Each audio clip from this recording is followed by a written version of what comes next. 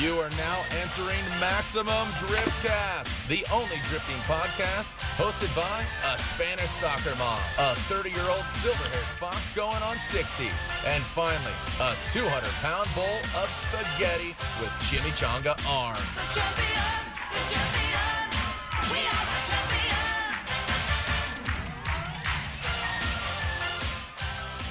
Ohio gozaimasu. Maximum Driftcast is alive. Can't believe we're doing this again. It's been how long? Like 3 weeks since the whole band's been back together. We were all different ways. It's been a month last time we were together. We skipped a few episodes because it was 4th of July, and obviously, and in full American patriot way, we don't work. Yeah, and I was toasting to the king's health while away in GB, the Great Brit, England, land of the Yang. Nice. And Colby Horseface over here, he was in my hometown. Yeah, I was waiting for you to show up. I went back to. I actually went to your house. I told everybody that it was actually the Fast and the Furious house. Mm-hmm. So we had a bunch of people roll by to take pictures. The one where house. Jesse got machine gunned. Yeah, that's where Jesse got machine gun, and Lou Ferrigno showed up as the Hulk. Never. It was wild, Sam. You missed it. Never forget Jesse. But yeah, so Corey was doing Hoonigan Burn Yarn Bash. It's a half knitting competition, half yarn fire. And I was at the Goodwood, and Paco was at Goodwill. I went to Goodwill Festival of Speed. Yeah, let's talk about Goodwill first. What's up with that festival? Goodwill Festival Speed. It's this race event that it's held on a driveway on this strip mall, and literally you'll see like the most craziest Honda Civics going uphill in the driveway and seeing like which one scrapes their body kit on the thought maybe Goodwill Festival Speed was when people donate clothes and there's amphetamines in the pockets, and then you guys just kind of pile all those together. Well, that's part of the what do you call it, the Goodwill Festival. Yeah, that's your entry. You bring in a shirt that you don't use anymore, and that's how you got in. And then there's like a lot of energy drinks and Kyle's punching stuff. Lots of Kyle. Yeah, punching drywall. So let's start with Corey. Corey, tell us about the burn yarn? The burn yarn. So basically, all the old knitting material that your grandma has laying next to the couch, you take it to this yard where the yard of the yarn gets burned, so it's burn yarn. Did you burn your eyes too? Because you can't stop squinting. I know I can't see either, so I decided to do this one blind because I'm not ready to see Sam yet. So hopefully in the next few days I'll be able to put some glasses on and see what Sam actually looks like. Yeah, Corey's going raw dog style with his face here, no glasses, and he looks so strange. His eyes. Oh, now he's opening his eyes very large so he can. Okay. He looks good. All right, so. Anyways, for reals yeah, now. For reals, Tell me about the real deal. Okay, I'll tell you. I'll drop the beans on you guys. Yeah, drop a head bean. Drop a pinto, fat. Ford Pinto bean.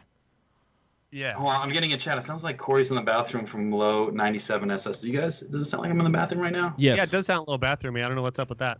You want to pop out of that pot? I know. Hold on a second. Okay. Give me 1 second. Sam.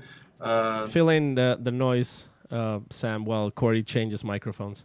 Well, Paco, we can skip ahead to you. I imagine, while Corey and I were off doing our world, you probably bought a couple new cars, started a couple new projects without finishing your old ones. Sadly, that didn't happen. Actually, I'm like pretty much like all my funds are going to the 2JC Corvette build. Yeah. And there you go, Corey. There's that deep, beautiful voice. Yeah. Now let's cut the shit. Let me tell you my story now. All right. So the burn yarn. So you know that old stuff Grammy used to collect? Yep. Oh, well, you take it to this lot and you burn it up, and so. The end.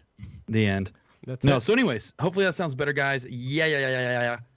So this is my second Burnyard Bash, and basically what it is where Hoonigan gets together with tons of people, which I think we had almost 7,000 people at this event, by the way.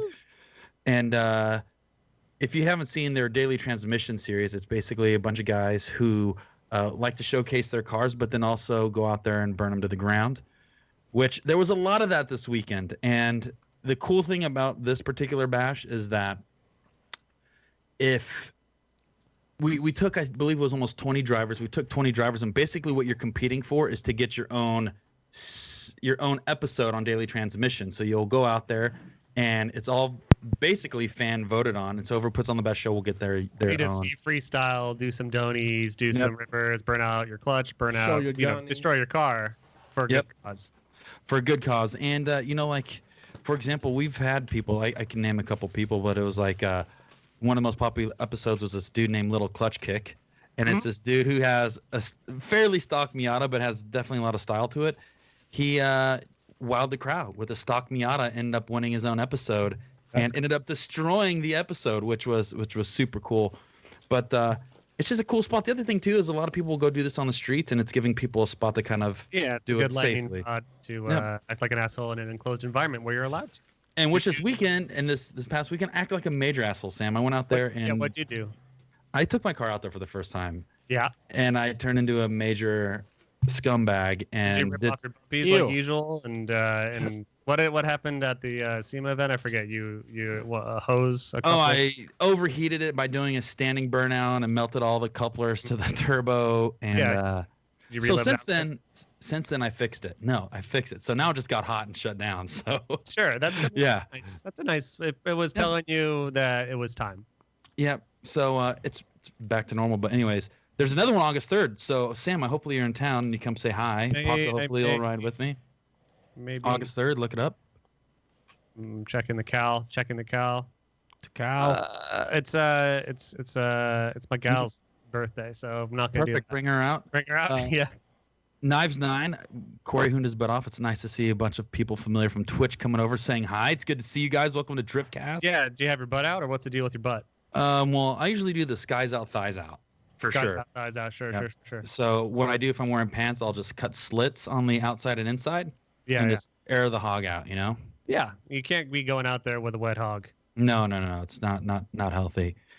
But yeah, Sam. So I was doing that, but you were. I saw you dancing, going to a restaurant. Yeah. Which I sure sounded delicious. Goodwood Festival of Speed. We were out there doing this cool thing. The race service crew and myself were doing the thing with Samsung, where Vern Griffin Jr.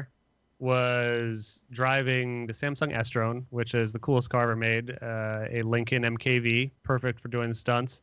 But it was the car we had to deal with because it had designated driver remote driving. So the idea is that, like, in the future, your AI on all of your AI cars is going to crap out at some point, and then you need to have someone to remote drive the car. So Vaughn was driving this car from like a mile away at a remote driving station, saying he's wearing Samsung VR goggles to do it, and the car just had a bunch of phones and cameras on it that Vaughn was driving from with like very low latency over a 5G network. And he was doing like an arena show that like all the drifters and everyone was doing with this car, just doing donuts and other weird stuff. Like Jared got in the car and he did a bunch of donies. That was just one minor aspect of Goodwood. We did the hill climb in that. That's the main thing at Goodwood. Is for those that don't know about the wood that's good, it's Lord marches. It's not a lord anymore. He's a duke. Yep. His Grace. So a very fancy British gentleman, like 15, 20 some amount of years ago, decided that he was going to have a bunch of people drive up his big fancy house driveway. It's like a true honest hill climb now.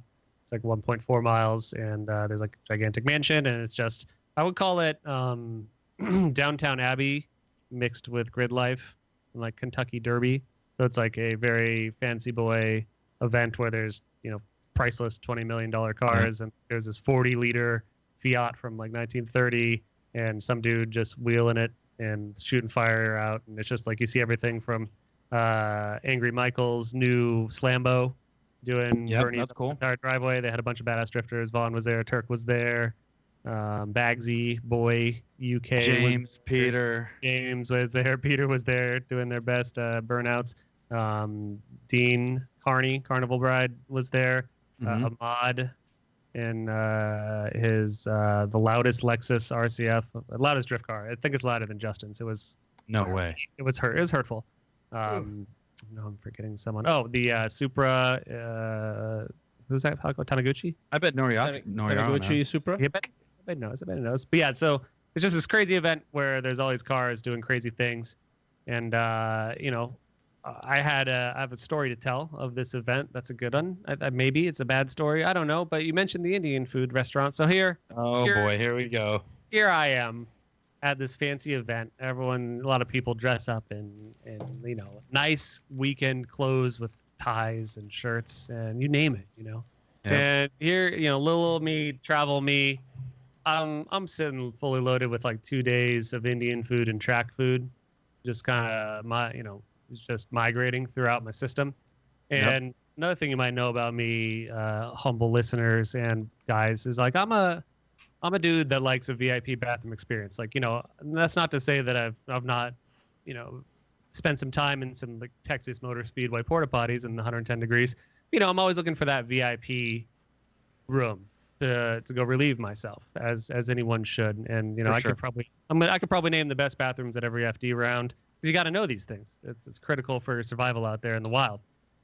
So there was a shortage of, I hadn't found that special spot yet at Goodwood, and I didn't have unlimited access, VIP wristbands, you name it. I had, just general media pass, but the Goodwood Mansion, the house that His Grace lives in, is open to ultra VIPs.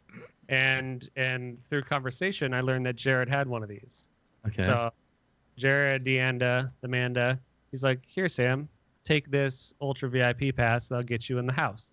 And I figured, this is a fancy boy mansion. They're going to have a good room for me to spend a couple of quality times. Yeah. And, so I make my way up to the mansion and I get in and, I'm feeling good about the situation. And like I find the one, and to get to this one, you have to go through like a gallery with like 300-year-old paintings and a bunch of medals, like 200-year-old medals, the Order of the Bath, the Order of the Garter, like all these very special things. Not 10 feet away. Here we are. We see a gentleman's room. Okay. And it was everything I hoped it was. I found the most VIP bathroom in the spot in His Grace's house, his mansion. And when I finished, come to find out that toilet don't flush. Ooh.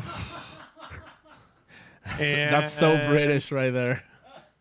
I tried and tried and tried. You tried so hard. As fate would have it, it did not work. And then I departed the restroom, and there was a line. And then I had to walk through the fancy gallery, and then out the way I came with a ton of shame. So hopefully his lordship does forgive me. And Goodwood does invite me back. I did go back the next day to the scene of the crime to verify how things were going in there. It looked like it had resolved. You went back to the crime scene. So thank you, and I'm sorry. Wow, that's a pure goal. I'm laughing because you just crowned yourself the king of the Duke. Yeah, I'm yeah, you're the Duke now. The Duke, Your Highness, Your Majesty, was probably bowing to the Lincoln you laid into the Duke's Majesty throne. Well, he's not a Duke. He's a Dukey. No, Sam is the Duke Lair of Goodwood. Duke Lair. That was my Goodwood experience. It was a really good time. Other than that situation, and I'm a guy that likes to be nice and kind, and that's a faux pas. It's like you don't go into his lordship's house. I hope you didn't wipe with a towel. You're getting some good comments, Sam. Nicholas Rodriguez says the lordship found the poop sock. and Knives 9 says Dumb and Dumber situation. Yeah, so that's where I'm at in my life, and feeling. I bet good. that felt really nice though. Like you just gave birth and you're letting Your Highness. I thought I was gonna make Bose lay his eyes before your Lincoln, and he's gonna be like, "I gotta meet this man," and then you're just looking around like a confused American. It's probably that man in the corner that looks confused and relieved. It was the perfect crime, and I thought I was gonna get away with it too. And sure enough, I didn't. Well, I mean, I did, but now I'm admitting my guilt because I'm a good person. You were representing America, Sam, and you went out there and just threw it down for them, and they were either very impressed, like God damn, these Americans, sure. Sounds to me like he represented just right. I mean, he literally like showed like who's boss, like it's like I'm making this seat my throne. I mean, this is right around our Independence Day, and they did not do a fireworks show for America. They did one for Aston Martin, and it's like, I made my own fireworks. Yeah. That was definitely some. Oh, brother. This house is now blessed. Yeah. Do you wanna hit our guest? Paco? Before we do that, stories? before we do that, let's just thank our sponsors at the beginning of the show. Yeah. Let's do that real quick. So let's start by thanking AM Intakes. Our, they're being our supporters since almost day one. Day one. Yeah. We all run up on all of our cars. We all have them. Like we suck air through them, and they keep our air clean. We also do AM Intake giveaways to our Patreons, and we thank our Patreons for keeping the show going. That's right. And actually, before we go to that giveaway, Sam, let me just also thank Link ECU, because Link ECU is also powering our vehicles. Maybe not Sam's not yet, because Sam still needs to put a big boy engine on his car. But pretty soon, his car will also be on Link ECU. So thanks, Link ECU. And obviously, like you said, like our Patreons. So we're gonna do a giveaway. Today. Whoa. We have a giveaway. We're going to have 5, this is not 1, not 3, but 5 swag packs, including Dream Tank soap.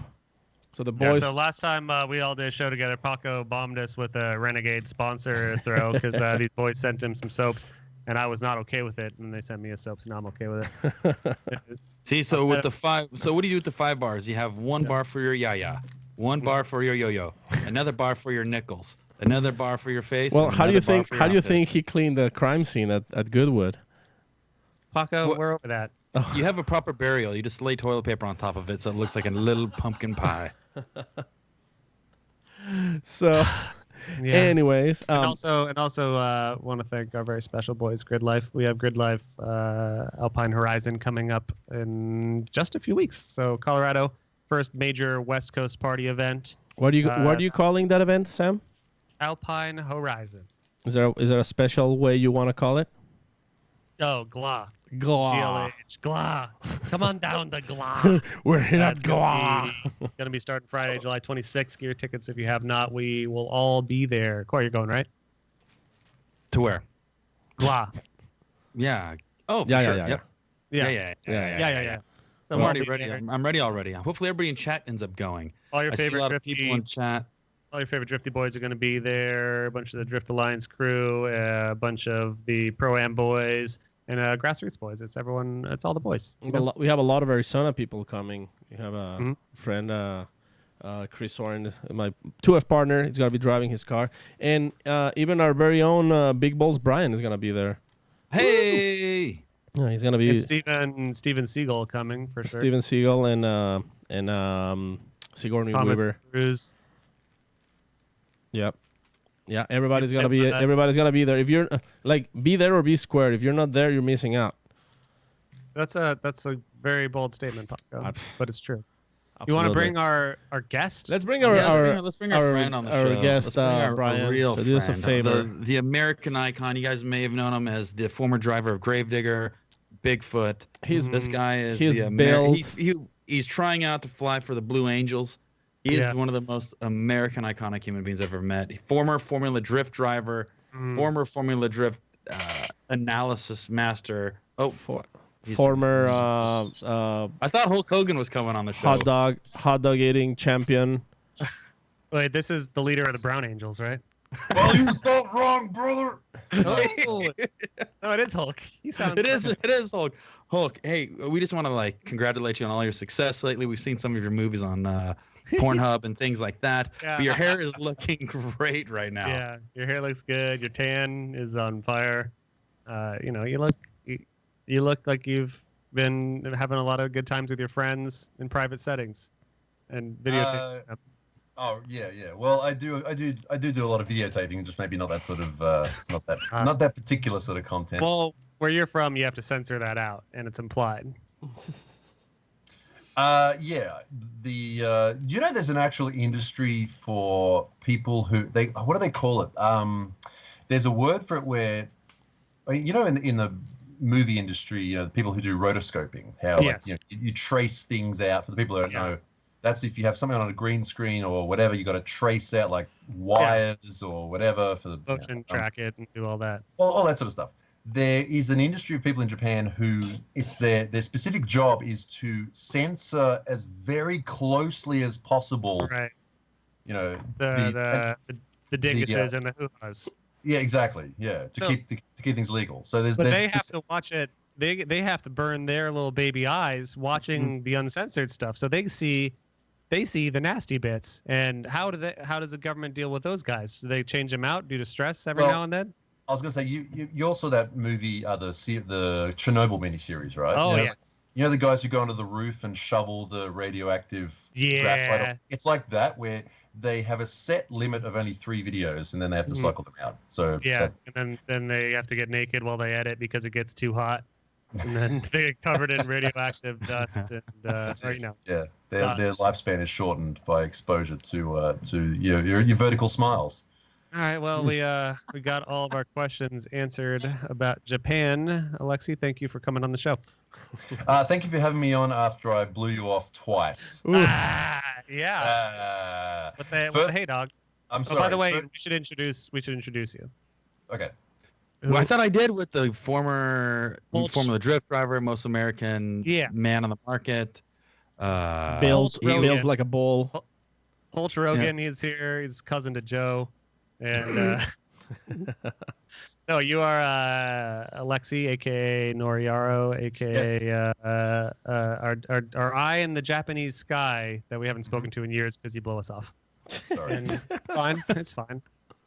But you tell us about for those that this is their first episode of Driftcast. I'm sorry, this is not a good one to begin with, or maybe it is. I don't know. But what's your tagline? What's your story, man? Well, officially, I'm the man who brought drifting to the West. That's sort of a joke that came off a Japanese TV show, and they put me on. They're like, "Oh, he introduced all these people to drifting." I was like, "No, I didn't." Yeah. Anyway, basically, YouTube. I make YouTube videos, Twitch videos here in Japan, and just a content creator, mostly centered around drifting. Used to do photography. Had a blog that was all the leftover photos. And eventually photos started to not make money unless you were like Larry Chen level of commitment. And YouTube became popular, so I started to do that sort of stuff. And now I do YouTube videos and Twitch streams, and I also do the live stream for D1 Grand Prix. So I got to watch, that was on the first 2 rounds was on the other weekend, so I get to do that sort of stuff as well. Nick has, Brew. And you don't have a Japanese accent because you're actually from land. I'm from land down under, from Australia, and although if you watch older videos of me speaking English, I do have a bit more of a stronger Australian accent. But I think being here, and I do also teach English officially 1 day a week at a school. That's like sort of my my legitimate job that I can sort of legitimize my existence here, being useful to the country. I feel like you've got fancy Australian, unlike that brigand Josh Robinson, who's got like bogan Australian. You got fancy Aussie talk. Well, I mean, I grew up in sort of the inner west of Sydney, which is not the most sort of. I mean, if you basically from where I lived is like the sort of the normal part of Sydney. If you go another hour in any direction, like everybody talks like what you'd expect an Australian to talk like. Yeah, west of Sydney, that's like south of France. It's like a really nice area that people vacation and spend a lot of money on fine wines and. Well, I don't know. I guess Sydney is the. Oh, I don't even know how to compare it to America anymore. But it's not a very. Is it like Florida? No, it's not like Florida. No, Queensland is Florida. Sydney is more like the what's the city in the? It's like Portland or something. Ooh. Like the sort of it's like northwest. Hipster bullshit stuff. It's a lot of hipster bullshit and just expensive, and I don't know. I mean, I grew up in Sydney. I don't want to go back. And yet now you're living in Japan to do your drifting life. Where do you live again? I'm in Tokyo, like Tokyo, in the in one of the ku of Tokyo, the areas like the suburbs of Tokyo. What's the prefecture? I know you guys do about prefecture. Okay, so Tokyo is like DC, where it's not a state. It's a metropolitan area. So the way a prefecture is like the old school word for a prefect is essentially like a sheriff back in the day, like a suburb.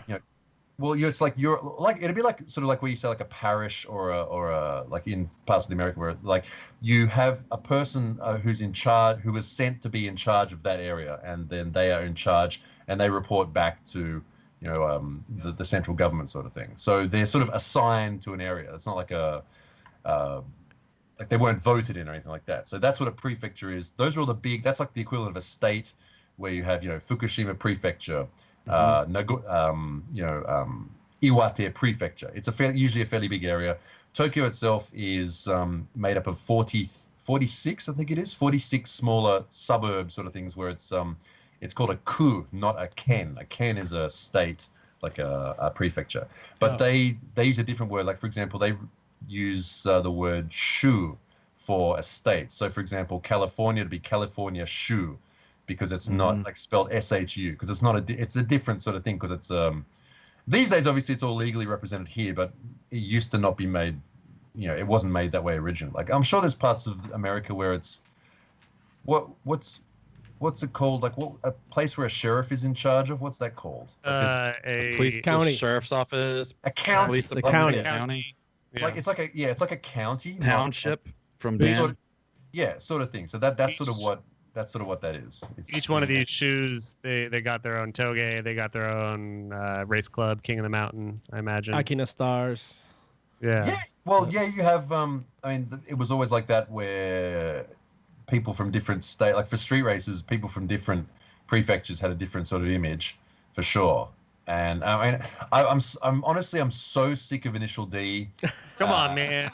I hate Initial D so much because people. That's why we're all here. No, I know. I can't. It's like the whole Initial D sort of Fast and Furious. You can't all the memes. You've seen it like 10 times. But oh god, it's just sick of it after a while. But anyway, so yeah, even different towns. Like some towns had different had very strong sort of like a lot of strong people came from this area for some reason, which is kind of cool. Actually, the city that I used to live in, Tokorozawa, which is out in Saitama, there's a lot of people, like that's where Daigo Saito lives.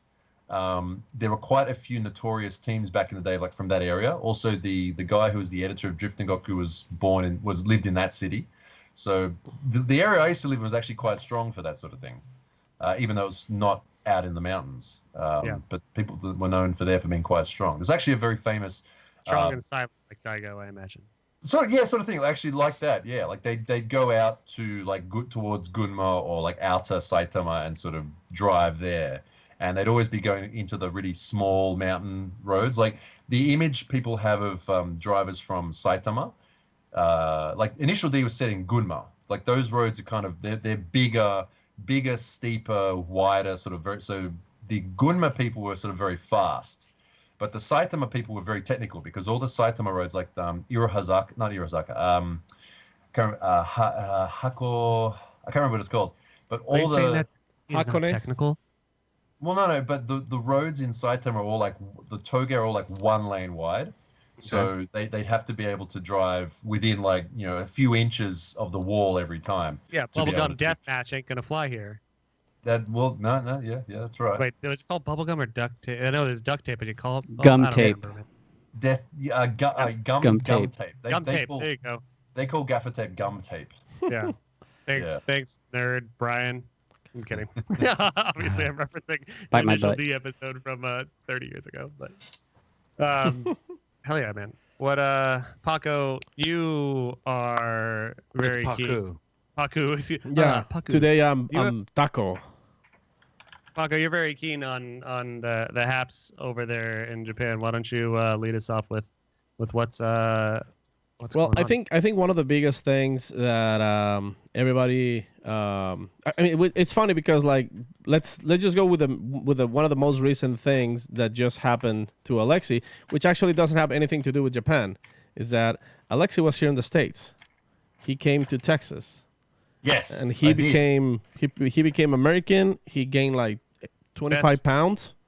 in 3 days. Best state in the union, Texas. Yeah, give us the whole scoop of how you like them Texas boys, Sean. That was a real good impression. Sounds like Good job, Bach. Yeah, great. A+, Bach. Well, I really, I mean, I Howdy, understand partner. that Texas is not necessarily the same as the rest of the USA. Oh no. No, we're all like that. We're all like that. You're all like that? Yeah. So the story behind that was Aaron Lucy, who I've met several times when he came over to Japan, and also when I went over to Poland last year with Chelsea Denofa. Aaron came with us for that. So I talked to Aaron, I met Aaron, talked to him a lot during our trips and stuff like that. And I've always wanted to come to the States sometime soon. Like I'd never been on a doing car stuff. So I went there. I was like, oh, Aaron, what do you reckon I should do to come to the States? And he said, all right, well, why don't you come over for one of our Texas Lone Star events as a guest driver? Like, okay, yeah, that sounds good, because the way, I mean, obviously a lot of, Aaron, probably a lot of people who watch this podcast also probably watch a lot of Aaron's stuff, because it's very, in-depth, maybe not necessarily for normal people to consume. Oh, hey. Well, it's for the diehard drift guy. Well, yeah, the way, it's for diehard people who want to, who want to know everything. Maybe they don't, And they don't have a wear chance to do it, or they're just getting into it and they want to know everything.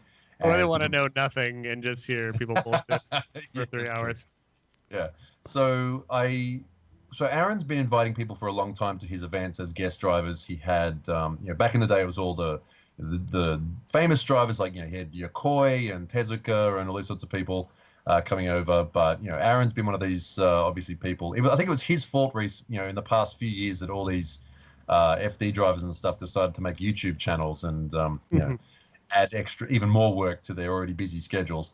Yeah. So I think he sort of believes that now that, for the entertainment side of things, that YouTubers are a good thing to have. So he invited me to come. And then because I was coming, then Adam LZ, who I've met before, decided to come as well. Never heard of we had him. We had quite a few other YouTubers there as well, who I'd never even met before, which is kind of cool. So it became sort of a YouTuber coming to this event thing. So the event was the round 2, I think it was, which was held at the Houston Police Academy, which is near the airport, the Houston airport or whatever it is. And so what Aaron decided to do was build a replica of my R32 that I have up here at Ebisu. I leave it at Ebisu Circuit. So you're one of those guys. We had a custom. One of the earliest inside jokes on the show was with Ryan Lontaine. Right. The shirt that we never made was I leave my drift car at Ebisu. Right. It's such a flex. It's such a flex. I mean, in your Power case, flex. saying I leave my Skyline at Ebisu. That's a hard flex on all of us American drifter boys. Actually, to be honest, in my case, it's not a flex, because I would love to have it back in Tokyo so I can work on it without having to drive three hours each way. See, well, I'm in the same situation. I just don't. Right. Well, that's the thing. It's like it's getting worse and worse, where there's just more and more problems with it now, and I have to go up and spend. There's been several times when I've just gone up there. Okay, today, just get it out of your mind. You're going to do anything on the track. You're just going to fix things today. Like, there's been many times when that's happened, and I'll run out of time for some reason, or something will happen. I had to get the car forklifted out of a pit and put down, like, in the car park one time when I suddenly realized I don't have the tools to get this done.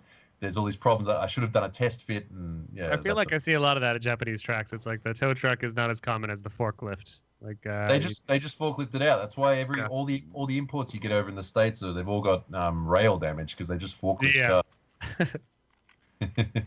Nice. Chat says fix JZX. Yeah, it's right here.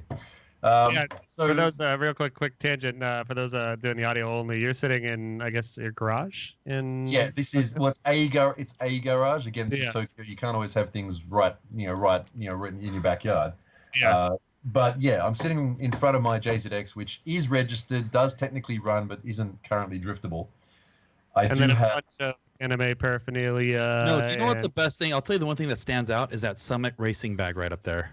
Is that what that is? The Summit racing bag? Oh, yes. Yeah, that is the only thing I noticed as soon as this was. I knew it. I was given a bunch of stuff. Actually, hang on. Is it on the floor here? Yeah, hang on. See, I do have to get up. Summit Racing is like our up garage to what are you guys? That's right. We have up garage in the States now, by the way. I know. Isn't that crazy? Let's see what we got here. Peace, love, and Buc-ee's. There you go. The Buc-ee's little piece of Texas. When people would give me stuff, they give me some stuff, a little care package, and like that was in that bag there, and I was like, oh, the bag, and they're like, what? I was like, oh, it's a Summit Racing bag. I'm gonna take this back and like. I'm curious, what does an American care package consist of? Well, the Buc-ee's one was like Buc-ee's stickers and like Buc-ee's T-shirts. What are they? What do you like? Yeah, a shirt. What do you call them? Candied pecan nuts or whatever, and Slim Jims, snacks and stuff like that. Cinnamon rolls. Also, Slim Jims, beef jerky. Beef jerky. Yeah, there was beef jerky in there. Fireworks? Oh, yeah. Bring some fireworks back to Japan? No, I didn't. I was too scared of American customs. Dude, the TSA is scary, man. Like all that sort of stuff. You know, when they grill you when they come into the country. Yeah. You know, the dude in like the black uniform with all the chrome badges and stuff on it. He's like, you know, so what are you doing? What are you doing? Yeah, here? that's always fun. It's like even though I'm an American citizen and like everything I was doing is completely legitimate. It's like when I just came back a couple days ago from England. The swatted out dude behind the desk. He's like, what were you doing? I'm like, oh, shooting video of some car stuff. He's like, well, why do you do? Do you do that for fun? I'm like, oh no, it's for some work. And he's like, how many days did you shoot? I'm like, oh God, this is getting serious. Like, yes, he kept on going down the line of questions. And then it felt like he wasn't even listening to my answers. I think obviously they're just trained to see if you start sweating. I think that's all it is. They just want to see if you have some sort of inconsistency in your story. In all fairness, Sam actually tried to fly with a machete once, so I can see why you're getting those kind of questions. Yeah, I mean, in America, we used to fly with machetes all the time, and then once standard issued machete. Yep. Yeah, once the ultra left took charge, it took away our plain Obama. machetes. We have plain machete. Every man and his baby had a plain machete, and the babies had little baby machetes. Well, you can take my machete off my cold dead hands. Yeah, then Barack Hussein Obamacare came into power. He's like, no more baby machetes on airplanes, and then here we are. Yep. We're in this conundrum. And now we have Trump. Thanks, Obama. Ugh, give me that machete back. Never got that machete back. That was $8 at Harbor Freight. Totally worth it. Have you made a pilgrimage to Harbor Freight? I imagine that doesn't occur in Japan. We don't have Harbor Freight here. I didn't go to any over there. We do have sort of the equivalent, like the what is it called? There's Astro Tools. Just the worst shittiest tools on the planet that cost nothing. Basically, the tools where you're like, okay, this is obviously a copy of like some sort of actual brand, or I just needed this tool just to do this one job, and then if I need it again, I might whatever. But you throw it into the back of your toolbox and never use it again. Yeah. Well, a question that I should probably ask off the air because it's going down a rabbit hole. But I work with Snap-on tools a lot. Are there any like really kitted out Snap-on garages there as an excuse for me to tell my bosses at Snap-on that we need to go to Japan and do this episode of our show, Great Garages? Like I need to. So there are Snap-on trucks here. Yeah. You do see them fairly regularly. The most serious drift people have one of the Snap-on rattle guns, like the cordless. Yeah. Like that's what with the rubber covers on. Like that's what all the proper people they use those for sure.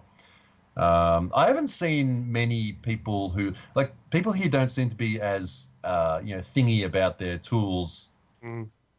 I mean, obviously there's a lot of Japanese brands of tools as well. Like they make a lot of good, forged tools here as well. So, if anyone here would have a full Snap-on set, I'd say to be more of like a, hey, look, I've got a full Snap-on set. Yeah, rather you're trying to stunt on people. You just So I mean, maybe I'm just speculating that maybe some shops that did a lot of American stuff might be into that sort of stuff.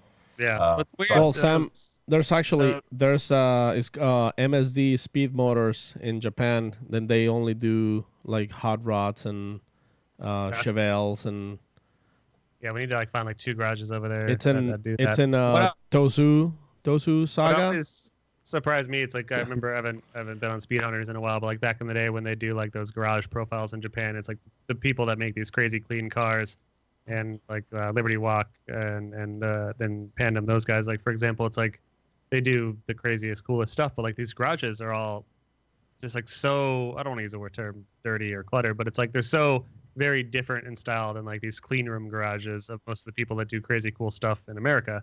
It's like there's some like cluttered weird garages that we've been to, but it's like all these Japanese places, like you don't really see the clean room garage style there very often, at least from what I remember, from my experience seeing those stories. No, you're that's an accurate assessment. Yeah, there's very few shops. Like I think one of the few shops I've seen that has like a really like an actual clean, assembly room where they keep the doors closed and it has like positive pressure, was at Tech Arts. They have one of those there. I mean, I'm sure that proper like actual places that build like actual racing cars. Yeah, sure. I guess I'm looking at all the grassroots drifty shops. And... Yeah, and it's sort of like because a lot of those places it's just like one guy who works there, and then like his occasional seasonal 18-year-old kid apprentice sort of thing who only works there for like 6 months and then leaves because it's too hard. Yeah. Right. Well, let's go back to Texas. Yeah. Actually, okay, so the story with that was Aaron invited me over for that. He said, "I'll build you a replica car." So it's sort of like we did the exact same thing as what we did in Poland. They built they had an R33 with the Alexi sticker on the door, which sort of looks like Asahi, the Japanese beer. So we did that. We went over. We arrived. Aaron picked me up. It was all very straightforward. I was driving a. Now I might get it wrong, so Ford people forgive me. It was like it's like a Mustang Shelby. Shelby GT350. I mean maybe you've seen the video. It had a snake on it. Yeah, so Shelby GT350. Right. Within 40 minutes of arriving, this dude's like, honestly I forget his name. I'm sorry. I think his name was Mark. He's a big dude, with exactly like you would expect someone to drive a Mustang. It's like sort of the mullet haircut, and he was kind of like the cool shades. He's like, yeah, dude, drive the car. And I took it around the block, and I was like, yeah, this is awesome. And it revved to like 8.5 or 9, whatever it is, and the brakes were great, and it was good fun. So it was a good introduction. Then we drove up to I can't even remember now. We drove up to pick up the car. Then we drove to Houston. And the first day, I completely underestimated how hot it would be, standing out in a huge concrete pad in Texas. It was very hot. I was wearing racing shoes, and it actually melted the glue. So like the bottom of my racing shoe was like flapping after a while. It's like a shittier version of Phoenix, where we all used to live, where these two still live. It's like you have all the heat, and then you have a shit ton of humidity. So it's like your shoes melt, and you got wet pants. Dude, I didn't think it'd be that humid. I didn't know. I didn't really realize until we flew in. It's like, oh yeah, we're actually pretty close to the ocean, to the Gulf of Mexico, whatever it is, right? Not really ocean. It's kind of like an oil pool. Right. Yeah. Right. So we did the first day, and it was all fairly chill. And the coolest thing was meeting all the people that were, especially because so I've got a fairly dedicated following on Twitch, and so all the Twitch people. There were people driving in from like North Kansas and Florida and all these sorts of places driving in. I mean, not necessarily just for me, but there was we drove all this way. It was like, oh, cool. There were people wearing the t-shirts that they'd ordered, and one really cool thing. And do I have one? Because I don't. How do I put this? I have a lot of sort of weeaboo people who follow the channel. Describe to the gaijin out there what a weeaboo is. Okay, well, look, that's a sticker I got from somebody. Right. A weeaboo is a very, very hardcore Japanese culture fan, and not necessarily someone who's into cars in that way. Like, they're like anime and all that sort of stuff you see on the internet. Oh, I can't find it. I thought I had one. Oh, wait, yeah, I found it. Look.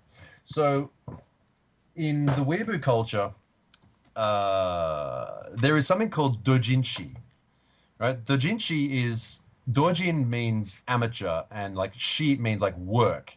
So fan fiction, fan art essentially is the way of putting it. So it's very strong in that culture. So they like to make stickers and art of stuff that they like and put their own spin on it, right? And this was made by. Is that showing up? Hell yeah, that's great. Yeah. Oh, it's a NASCAR It's looking. a NASCAR thing, but it's Noriyaro. And they also made. It looks like a little bit Japanese too, with the way they did the Y. That's a pretty cool design. Yeah. I see what you're saying. Yeah. And I should have prepared this. What's the what's the hamburger place from Texas? Big Whataburger. Whataburger. I found it. Here we go. Look, See, I can. Damn, Corey. Ah, nice. You made that's the ketchup packet. Yeah. See, anytime it comes to food, I let you guys rant about drifting. I can drop burger knowledge, food knowledge. Yeah. I'm like the Guy Fieri of Driftcast. I really. Gary Ferrari. Welcome to Flavor Town. Yeah, drop some burger bombs on us, Corey. Remember the Carl's Jr. $6 burger? And then everyone was like saying oh, it's a $6 burger for $3, but now the burgers are all $6 anyways. Can you believe that? Yeah, it's unreal. Well, what they've been doing is actually when they make their beef, they drop quarters and dollar bills to grind up into the beef. Yeah. So it's actually a $3 worth of meat, $3 worth of US dollar ground up into it.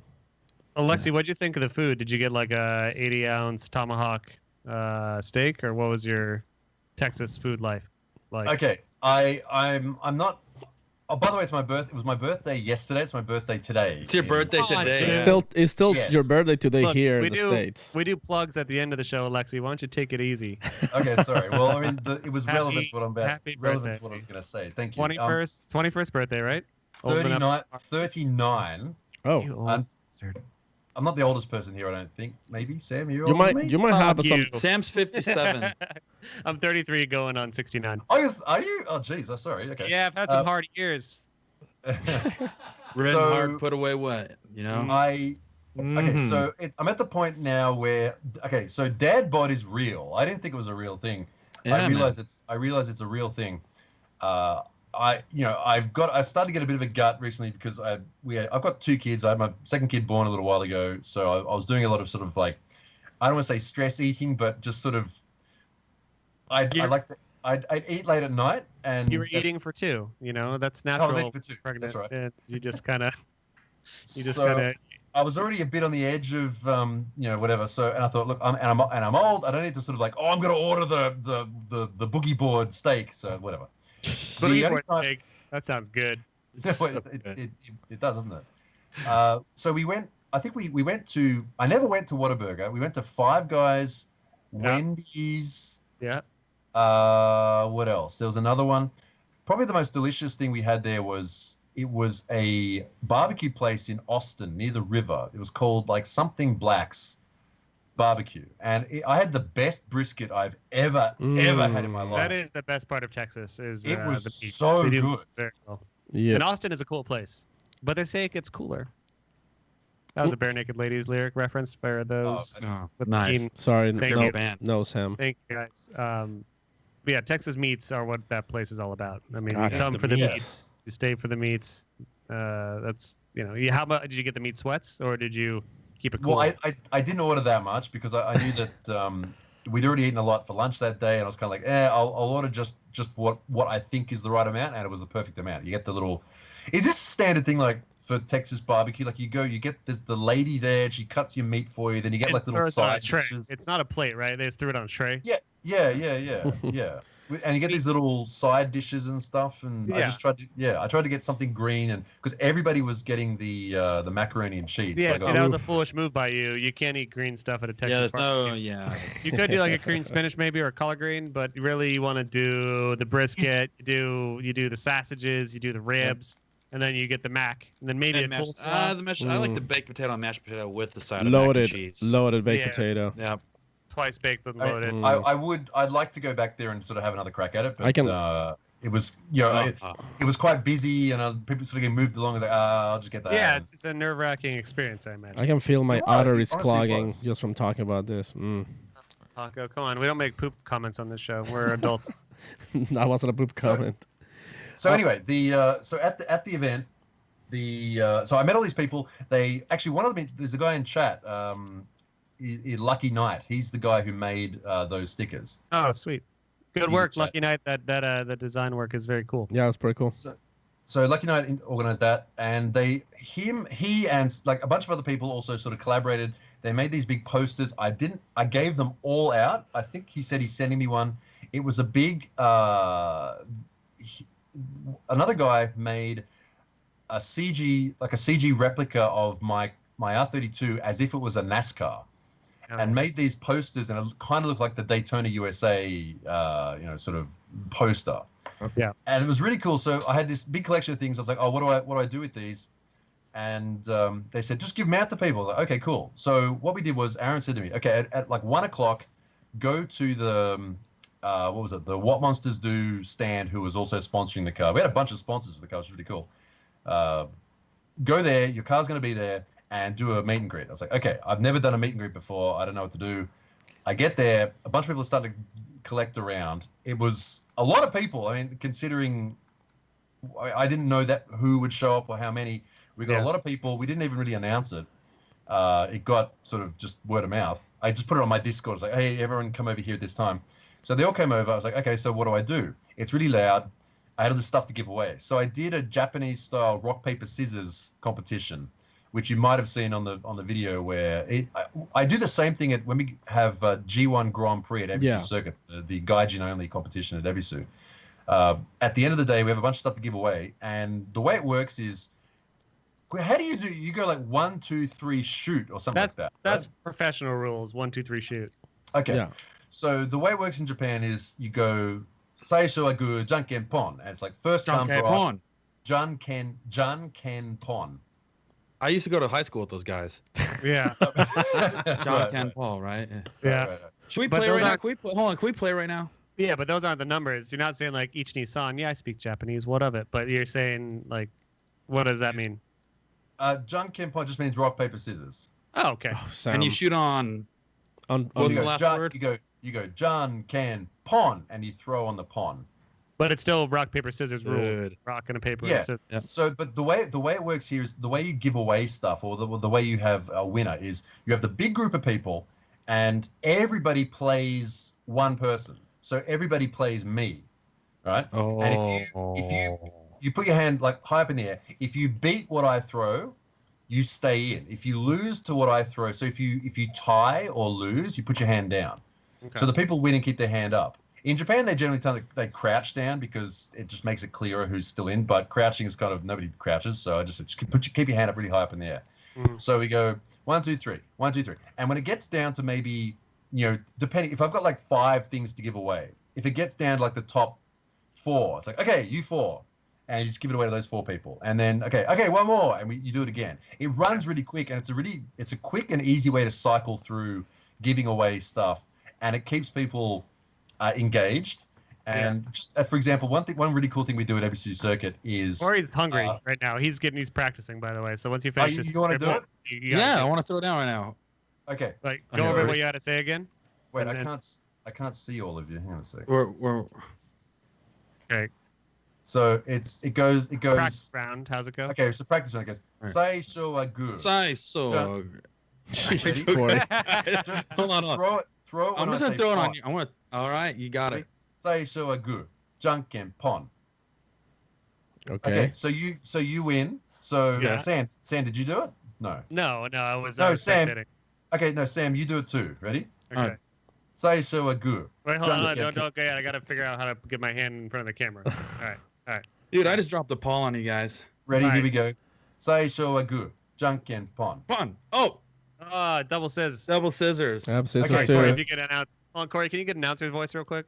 So that means you're all through scissors. So that means you mashed me. So you're all out. All 3 of us scissor every day. That's part of the deal. That's why we're best friends. Therefore, we do it again. We do it again. We do it again. We gotta get our. I'm gonna announce this one. Okay, here we go. All right. We have the Shenzhen Pong Championship about ready to happen right here on the Maximum Driftcast. Shenzhen Pong Champion.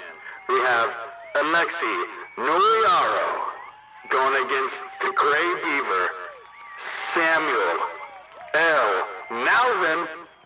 Samuel Nalvin is one of the fastest sharpshooters I've ever seen this side of the Mississippi. Well, guess what? The strongest challenger that has ever stepped foot in the United States. He's the king of Whataburger, and he has his own ketchup packet. Alexi Noriyaro. All right, here we go. All right, here we go. We're gonna have Alexi. Hold on, he's putting on a fancy hat. What? We have not seen this since the Ric Flair days. This is the man, the myth, the legend, the Ping Shong Jong champion. We're gonna see it happen right here, right now. Boys, assume the position. Alexi will have you call the shots. Saisho Wagu, Janken Pon. Oh! Wow. Folks, you've just witnessed history. Alexi has gone 39 years undefeated and unfortunately just lost to Sam. Just won. Now then. That was fucking awesome. Nice work, Yeah. guys. Well, that What was do you cool. have? What do you have for me? I don't know. I'll send it in the post. I don't know. What do you want? What do you got? What's in that car? Give him that bag from Summit Racing. I love that fucking hat, by the way. Yeah, that's a real good hat. See that hat?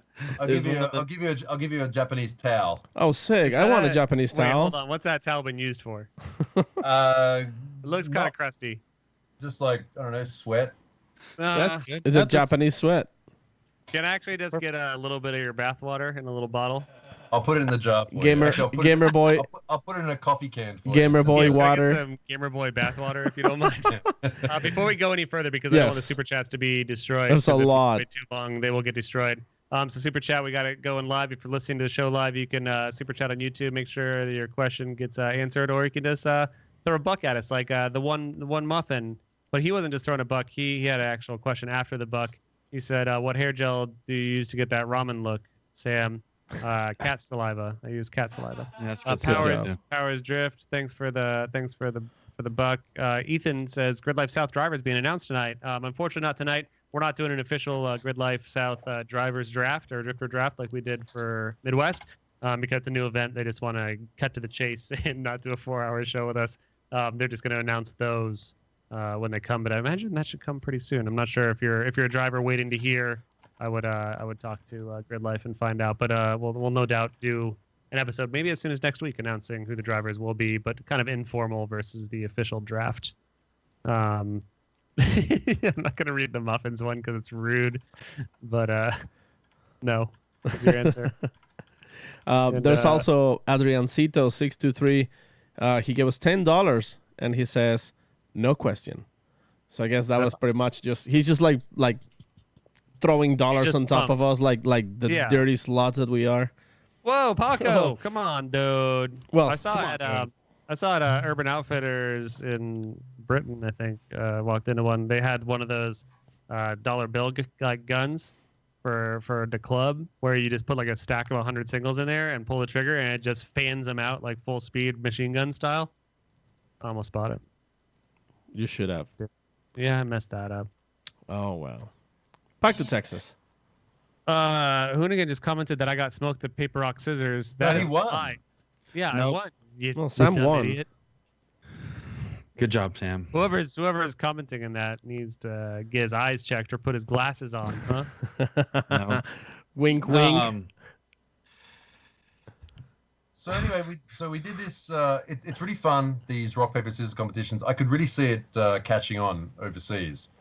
The one thing we do right at it's also good for crowd engagement because when we at Ebisu we give away tires. Like the grand prize is usually tires, Okay. and it'll be like a front pair and a rear pair of Nankangs or whatever we give away, and we do it so that right at the end, if the two final people if one of them doesn't win on the first throw, we restart and start all over again. So Oh. it keeps people like watching until the very end, and we'll do things like, say to them like, okay, do you want to so you guys can just get a pair of tires each, or we can go all in. Like, what do you want to do? And if one of them says, oh, we're gonna split, and it's like, ask the crowd, what do you guys think? It's like, nah, all in. Like, okay, so because they all still have a chance to win until the very, very, very last throw. Yeah. So that's pretty cool. Anyway, so I did that in Texas. I did that. It was boiling hot, standing on this concrete. I stayed there. I had a pen. I brought a big graffiti marker with me, and I was signing everything and meeting people, and it was really cool, and just really, really enjoyed it. Now the downside, I took the Skyline out for about one session just to give it a try, and then the head gasket blew. Almost No. immediately. RB 25? 20. RB20, just standard 20. Yeah, poor old Mark worked really hard on that car to get it running. It had been street driven for a while. Unfortunately. Then I got to drive. There's these other dudes there who had they're like a JZX90 with sort of a turbo swap. He said, "Hey, just drive us." I was like, "Okay." And 3 dudes got in the car with me. Like, so the car was super heavy. And I was like, "Oh, okay, I'm just doing my best," but that was still fun. Didn't you drive a V8 car for the first time? A drift car, V8 drift car. I was about to say that. So Corey with a spoiler alert. A good thing about this trip, I now have an opinion on V8s in Japanese cars. I now have an opinion on 350s, and I now have an opinion on Wisefab because I've driven cars with all of those now. Believe it or not, I've never driven any of those up until now. I guess because I'm not. Drop some knowledge bombs or opinion bombs on us. So Aaron had a LS3 powered S14. I don't know. People sort of seem to know that car. He's had it for a while. I took it out for a while. What's the gearbox that they run in them? It's like a T56. T56. Is that it? Yeah, it had that really sort of stiff gearbox. Mm-hmm. So for American arms. Yeah. Well, it was. So I'm not used to driving left-hand drive, which was a slight issue at the beginning. Now V8. Here's my official take on a V8 in an S14 or a V8. Well, that's because what I drove, a V8 and S14. If you want to get seat time and drive with your friends, I can really see that as being a good car to have because it was just so easy. It's like, okay, I want to go forward now. Just push the accelerator. It goes forward. Yeah. Okay, I want power now. Push the accelerator. There it is. That's it. It's just and just flat. It was great. It was really easy and fun to drive with people, but it's just not my thing. The high revving, constant high revving straight 6 turbo, I just like that too much. Yeah. Okay. So I understand it now, but I can see that it's just not something that I'd want to drive. I get it. It makes sense.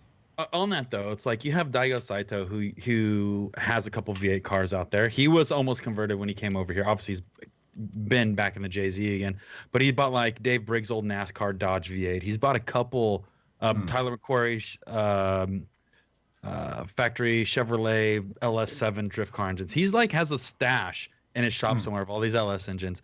But it's like even when Frederick Osbo competed over in Japan in the RSR car, he had a NASCAR V8 in that. And I want to say a couple other guys have had V8s in Japan. Do you still see those around in competition, or are they kind of fizzled back out again?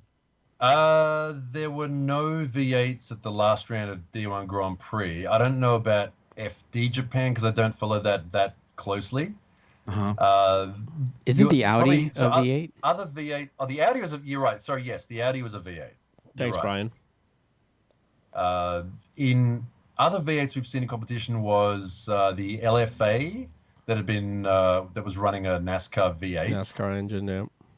There's a few V6s running the Toyota the current Toyota V6. There's no, as far as D1 goes, there's a couple of Toyota V6s. There's no Nissan V6s or V8s. There used to be one of the Team Orange cars ran a V8, but it's been converted back to 2JZ now. Is it because of just availability of parts? Like, obviously, you guys don't have a Summit out there, and did you have a chance to go to Summit, by the way? No, I would love to. My God, I think it'd be great. Yeah, I see. It's like for us, it's like we want to go to Up Garage, and then you guys want to come to Summit because it's absolutely nuts. But is it because you think it's just the parts availability? I don't know what the LS market is out there, but I mean, well, anything you would have to order it from overseas, yeah, for sure. The struts, man. Well, look, I mean, you want any. It works the opposite way. Like you want. I know it's crazy. Yeah, you want any 2JZ part, it's right there. It's sitting out the back somewhere. You've already got it. Like we'll trade you a bunch of stuff just for that reason. Do you think the style argument has any place? I'd interrupt, but like I'm really curious because like that's a common thing in America is the style boys all say fuck LS and 2Js are the 2Js and I don't want to say SRs because SRs people are over, but the JZs are what everyone's about. Like, is there that aspect in Japan? Like, is there hesitation for V8? Kind of like you just said, like it's not for I will just say, sorry, Chad is correcting me. Yeah, there are cars running the VR38, the GTR V6. GTR. So sorry, I don't think I said no Nissan V6s. I said no Nissan V8s. If you want to be specific, Chad. But they're gonna rewind and they're gonna put you on the spot. I'm pretty sure I didn't. But yeah, there's a few cars obviously running the GTR. So like the GTR engine seems to be a fairly popular new swap. Like there's Pon from Thailand. I'll answer your question in a sec. There's Pon from Thailand with in his Toyota 86. There was the Toyota, the Ferrari 550 Maranello, which had the GTR engine. That did not run well at all. It was. I did say no Nissan V6. Okay, sorry, Nav. Okay, there you go. They corrected me. Ruined. You're ruined. No, unfollow. ruined. Everyone unfollow, please. Sorry. So as far as V8s, they do like them over here because it's different. You know, they like, obviously Daigo ran it for a while because it's something different. It's cool. They do sound good. Especially, the thing about V8s though is when they're that super high end engine, they sound great. When they're revving to 9 and it's a fully built engine, like they do sound really cool, very aggressive and when they're driving on high grip tires, obviously. So I'm sure more people would like to run a V8 than do. Maybe like for example the V6, the V8 that's running in the Audi Kazuya. He might have ambitions to run in the States. Like a lot of people do still have ambitions to run. It's mostly the younger people now that I've talked to. Like, oh man, I'd love to go to the States and drive FD. Like the older generation have kind of like gone, yeah, no, we tried that, didn't work. We're not going to do it anymore. So I mean, it did work for Daigo. He shredded hard. He killed everyone that year. But then we caught up. But yeah, it definitely seems there's very few Japanese natives in FD right now. I guess I could talk to them and sort of find out. I mean, I know that the Team Orange car that used to run the V8, they switched back just because, like, I know I talked to the mechanic about it. He's like, what about the V8? He's like, nah. Yeah. It's just a 2J. Like they know how to deal with it. They can run it with this configuration or this configuration. They know how it works and how the driver wants to do it. So they just know how to do it. So it's it's just knowledge and like you said, availability and that sort of thing. Well, it definitely seems like track orientation kind of doesn't favor a 1200 horsepower V8 nearly as much as it does in America for most of our FD tracks. Like, having that much power and having that power band is much more favorable when you have these long straights at like Texas Motor Speedway or St. Louis. Whereas you see like the tight tracks like Wall, New Jersey, and these other smaller ones that. And granted, all the 2Js at this point have nitrous and make 1200 horsepower if they need to as well. But I shouldn't say all of them have nitrous, but you know what I mean. I mean, one person I talked to over here said that it was a comp driver. I won't say who. He said he drove a V8 once, and he said he didn't like how much torque it had. Mm-hmm.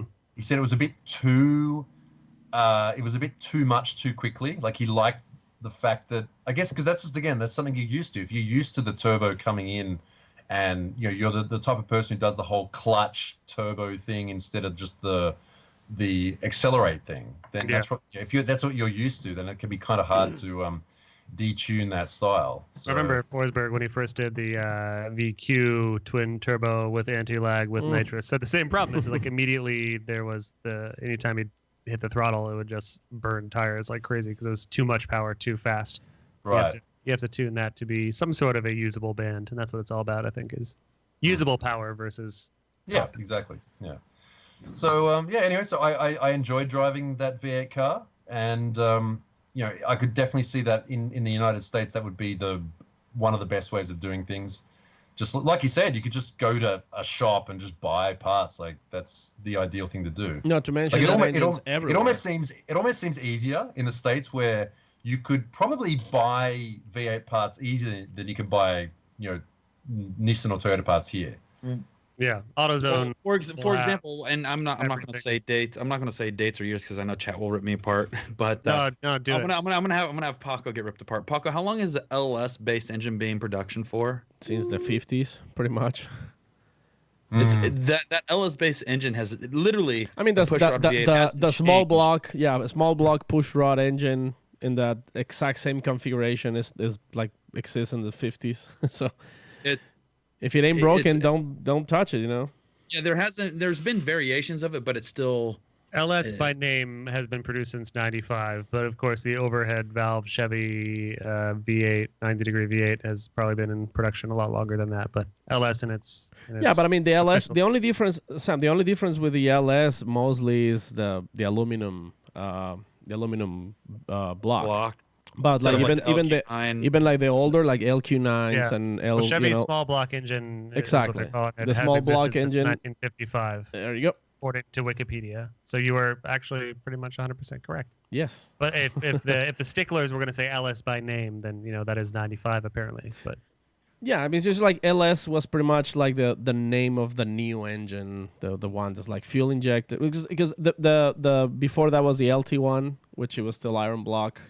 It was okay, but it's still 6 liters, yeah. 200 horsepower. But they're all small blocks. I mean even the CO6 7 liter. So, anyways, engine is still a small what I block. was kind of going with that is, yeah, LS parts are still in production. They're still being made, and it's I don't know with some of the older JZ stuff or even older RB stuff if there's still manufacturer support or production of those parts. And I think that's the biggest thing. And the other thing I was going to ask you too is like, for example, my 2JZ that I bought that's in my car now, I bought that thing almost 2 years ago, and I think I paid $1,600 for it, US. They're so cheap. Right now, I can't even tell you what they're going for. But you can see what happened to the SR20 market, too. Those things are kind of getting crazy. How's the Japanese market been on these pulled engines or used engines that you've seen? Real quick before you answer that, Alexi, to throw some numbers out there, Corey, to back up your statement. When we were doing Drift Garage, it was a lot easier to replace my blown SR because of all the plumbing.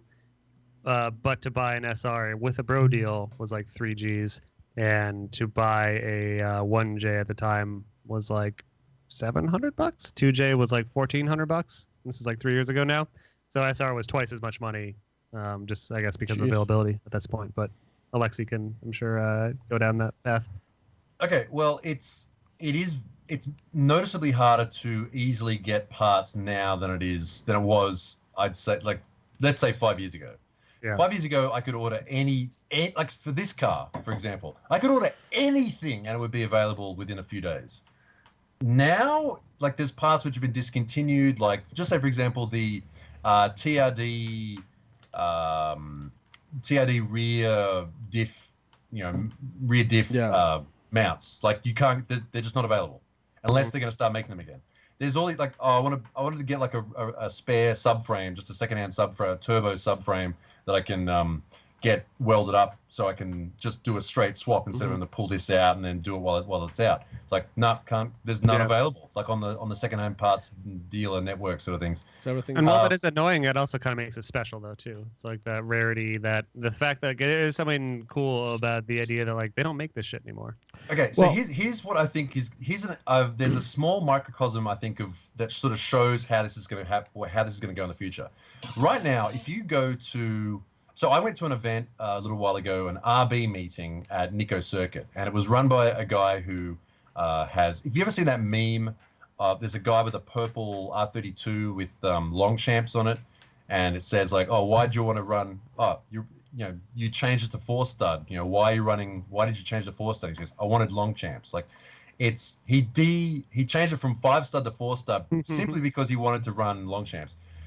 At this exact event, right, everybody's running RB20. Almost everybody with an R32 or like an A31 or a C33, Laurel, Safiro, is running RB20. Now, until several years ago, RB20s are like, hey, get that shit out, man, that low capacity. Put the 25 in, put the Neo engine in, put the good, the high capacity engine in for more power. Now, because it's getting smaller and smaller, the builds you're seeing are more and more specific. Like, I want the RB20 with it's not a 2.2, it's not a 2.4, it's just a 2-liter, with the RB26 intake manifold conversion, the 6-throttle conversion, and the interior is all like the guy's like running no gauges and it's all really neat on the inside, or like people are getting a lot more specific in their sort of, I guess, their fetish of how they want to build the car, because it's not easy anymore. If you're going to dedicate the time and money you are to, even like, I feel bad for all the people who've bought R32s in the States, man, because it's just it's going to get really hard from now on to deal with those cars. Oh, they're just gonna put an LS on them. Oh, well, the thing is, I think the people now who buy those cars aren't going to do that anymore. They're going to do that to something else. Like, it's going to get really specific from now on, where the builds are going to get much more crazy and not sort of like all over the place, because we don't have the opportunity to be all over the place anymore. Well, Brian brought a good point. There was an article we saw, I think probably a couple of weeks ago, where Toyota announced that they're bringing support for the Mark IV Supra back. So pretty much like every factory part, they're gonna start like remaking them. So I guess they're kind of like catching up with like, okay, looks like this engine is very popular. Real quick, if Toyota was like, by the way, the new Supra didn't turn out how we wanted, we're just gonna fire up the 1995 assembly lines and make a Mark IV Supra again. We're gonna charge the same amount that we charge for the Mark V Supra. With 50 to 60 grand, but you can get a brand new 95 Supra. Everyone would lose their fucking minds. Yep. Like, everyone would buy them too. I'd buy one. I would totally too. In a heartbeat. If there was like a 2019 or 2020 at this point, they need a year to fire up the production lines. If they just made a 95 Supra again, that would be insane. Yep. Well, there have been several programs in Japan where, mostly for those sorts of specific cars, like the Honda NSX, for example. Nissan had one for a while where they have a also actually for the Mazda. Well, it's not that, the buyback, but like you give them your car and then they'll. Yeah. I mean, I'm sure they do this in the States. A lot of they did with the Datsun Z, the Mazda Miata, NA Miata. They're doing it right now. Yeah, exactly. Yeah, so there's ones like that. I'm sure that. I mean, what do they do? I'm not familiar with that. They restore them pretty much back to where you're about like as closest to 0 miles on your chassis. Pretty much you get a brand new car. Yeah.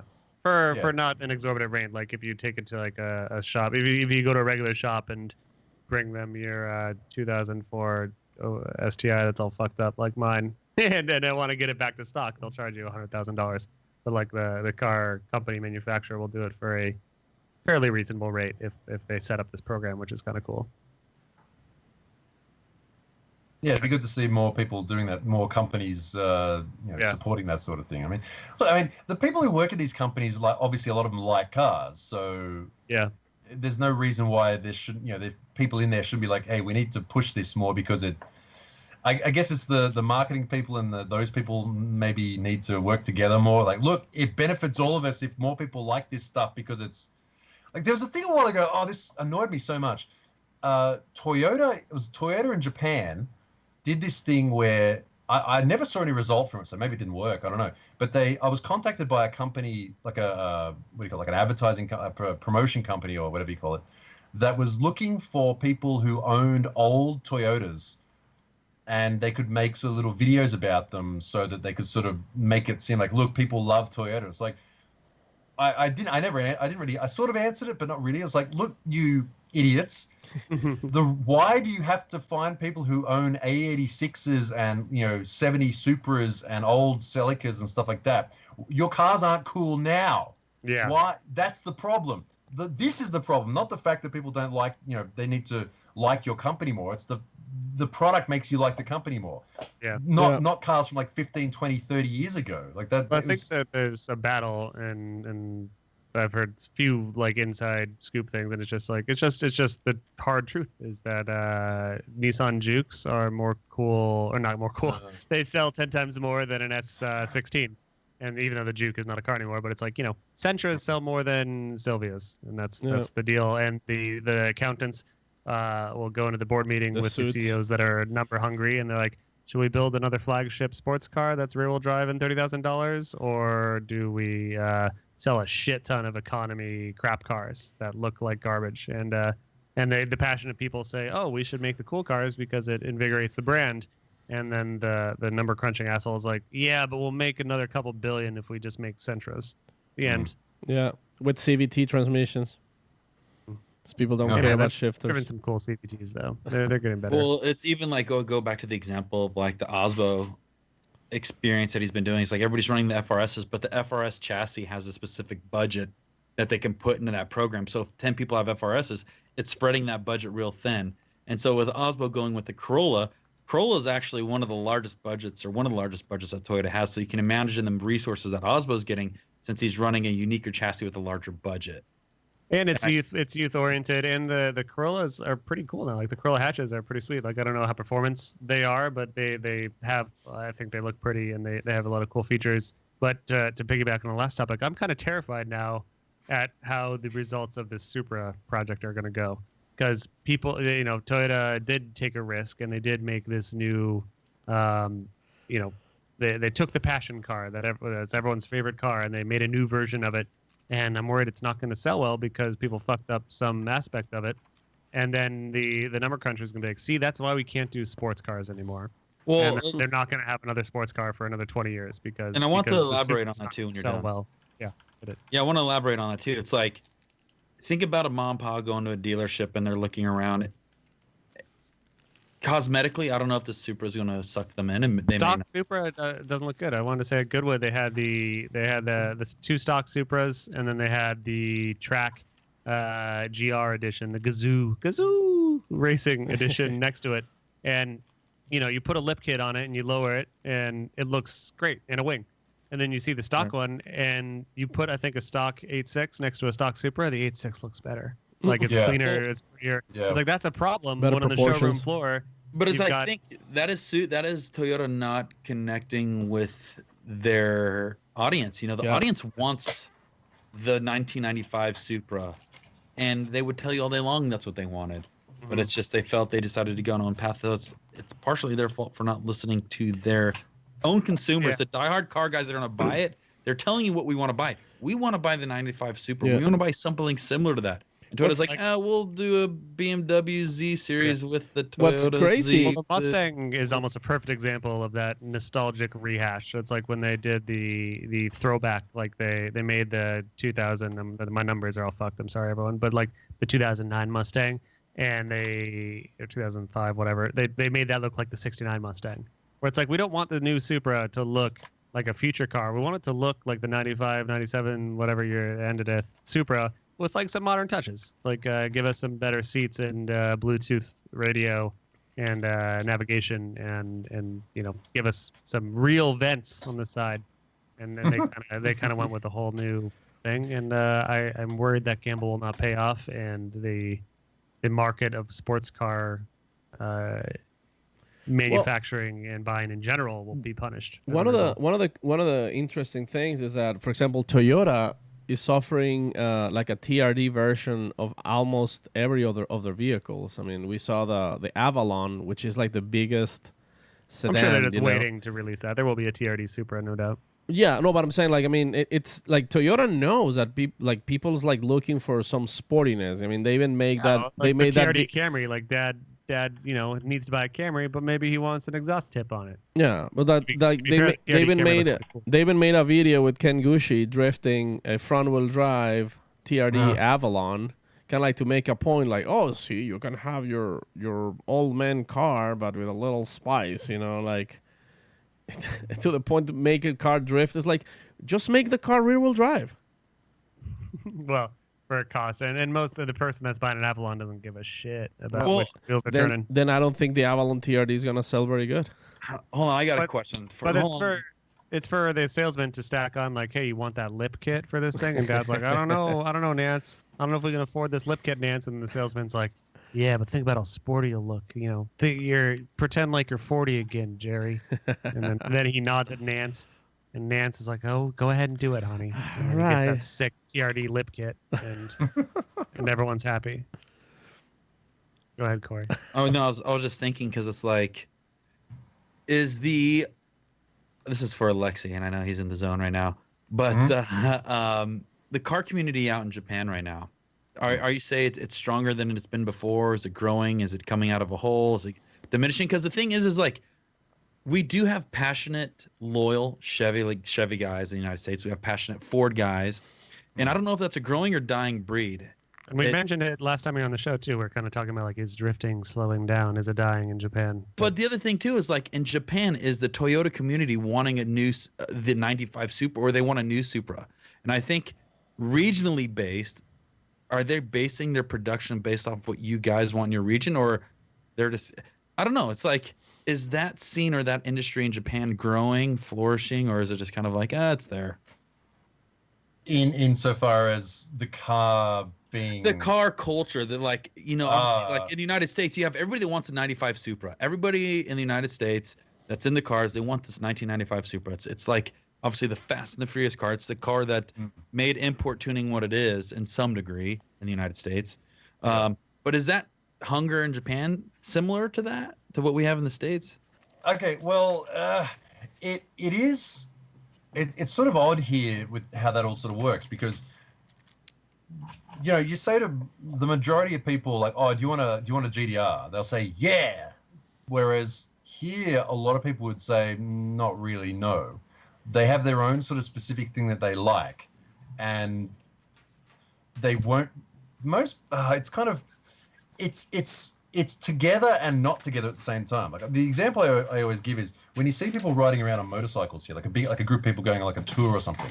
It's never just Harleys, or it's never just BMWs, or it's never just whatever. It's always like a huge mix. There's like sports bikes and nakeds and Europeans and like a big BMW whatever and a whatever. They tend to ride around whatever. But they just like what they like, and everybody just kind of accepts that he likes what he likes, and we all like bikes, so that's cool. It's that sort of thing where nobody really tends to have an opinion that strongly on what other people like to do, compared to like how we do it in that way. Like unless people are doing something really dumb, then nobody really seems to say too much about it. The way it sort of works here too is Toyota is like the Chevy, and Nissan is like the Ford. It's that type of people. So the average dude likes a Toyota better. If you talk to a 45 to 65-year-old Japanese man, there's a 1 out of 3 chance he used to own an A86. It seems for some reason. Oh, I used to own an RX-7. I used to own they all used to own something. So they all still sort of like that sort of thing. But Nissan people are more like Ford people, where it's kind of like, yes, we think we're. I'm generalizing here, obviously. It's like, yes, we think we're better. We have a lot of racing heritage, and our products are well made, and they're just better. Whereas the Toyota people are like, you guys suck. Your stuff always breaks. Our stuff is strong. It's built for the working man, and we'll at the end of the day, there's more of us. At the end of the day, we're going to beat you. Like that's sort of the exact image it has over here as well. Yeah, so I don't know, and people don't have that huge of an opinion, and even like there's so many small subcultures as well. Like depending on what part of the country you go to, depending on what part of the city it is that you live, where you are, like it varies greatly. They should have made a Bosuzoku Supra. That's what everyone wanted. They should have done like 10-foot exhaust pipe going out the back.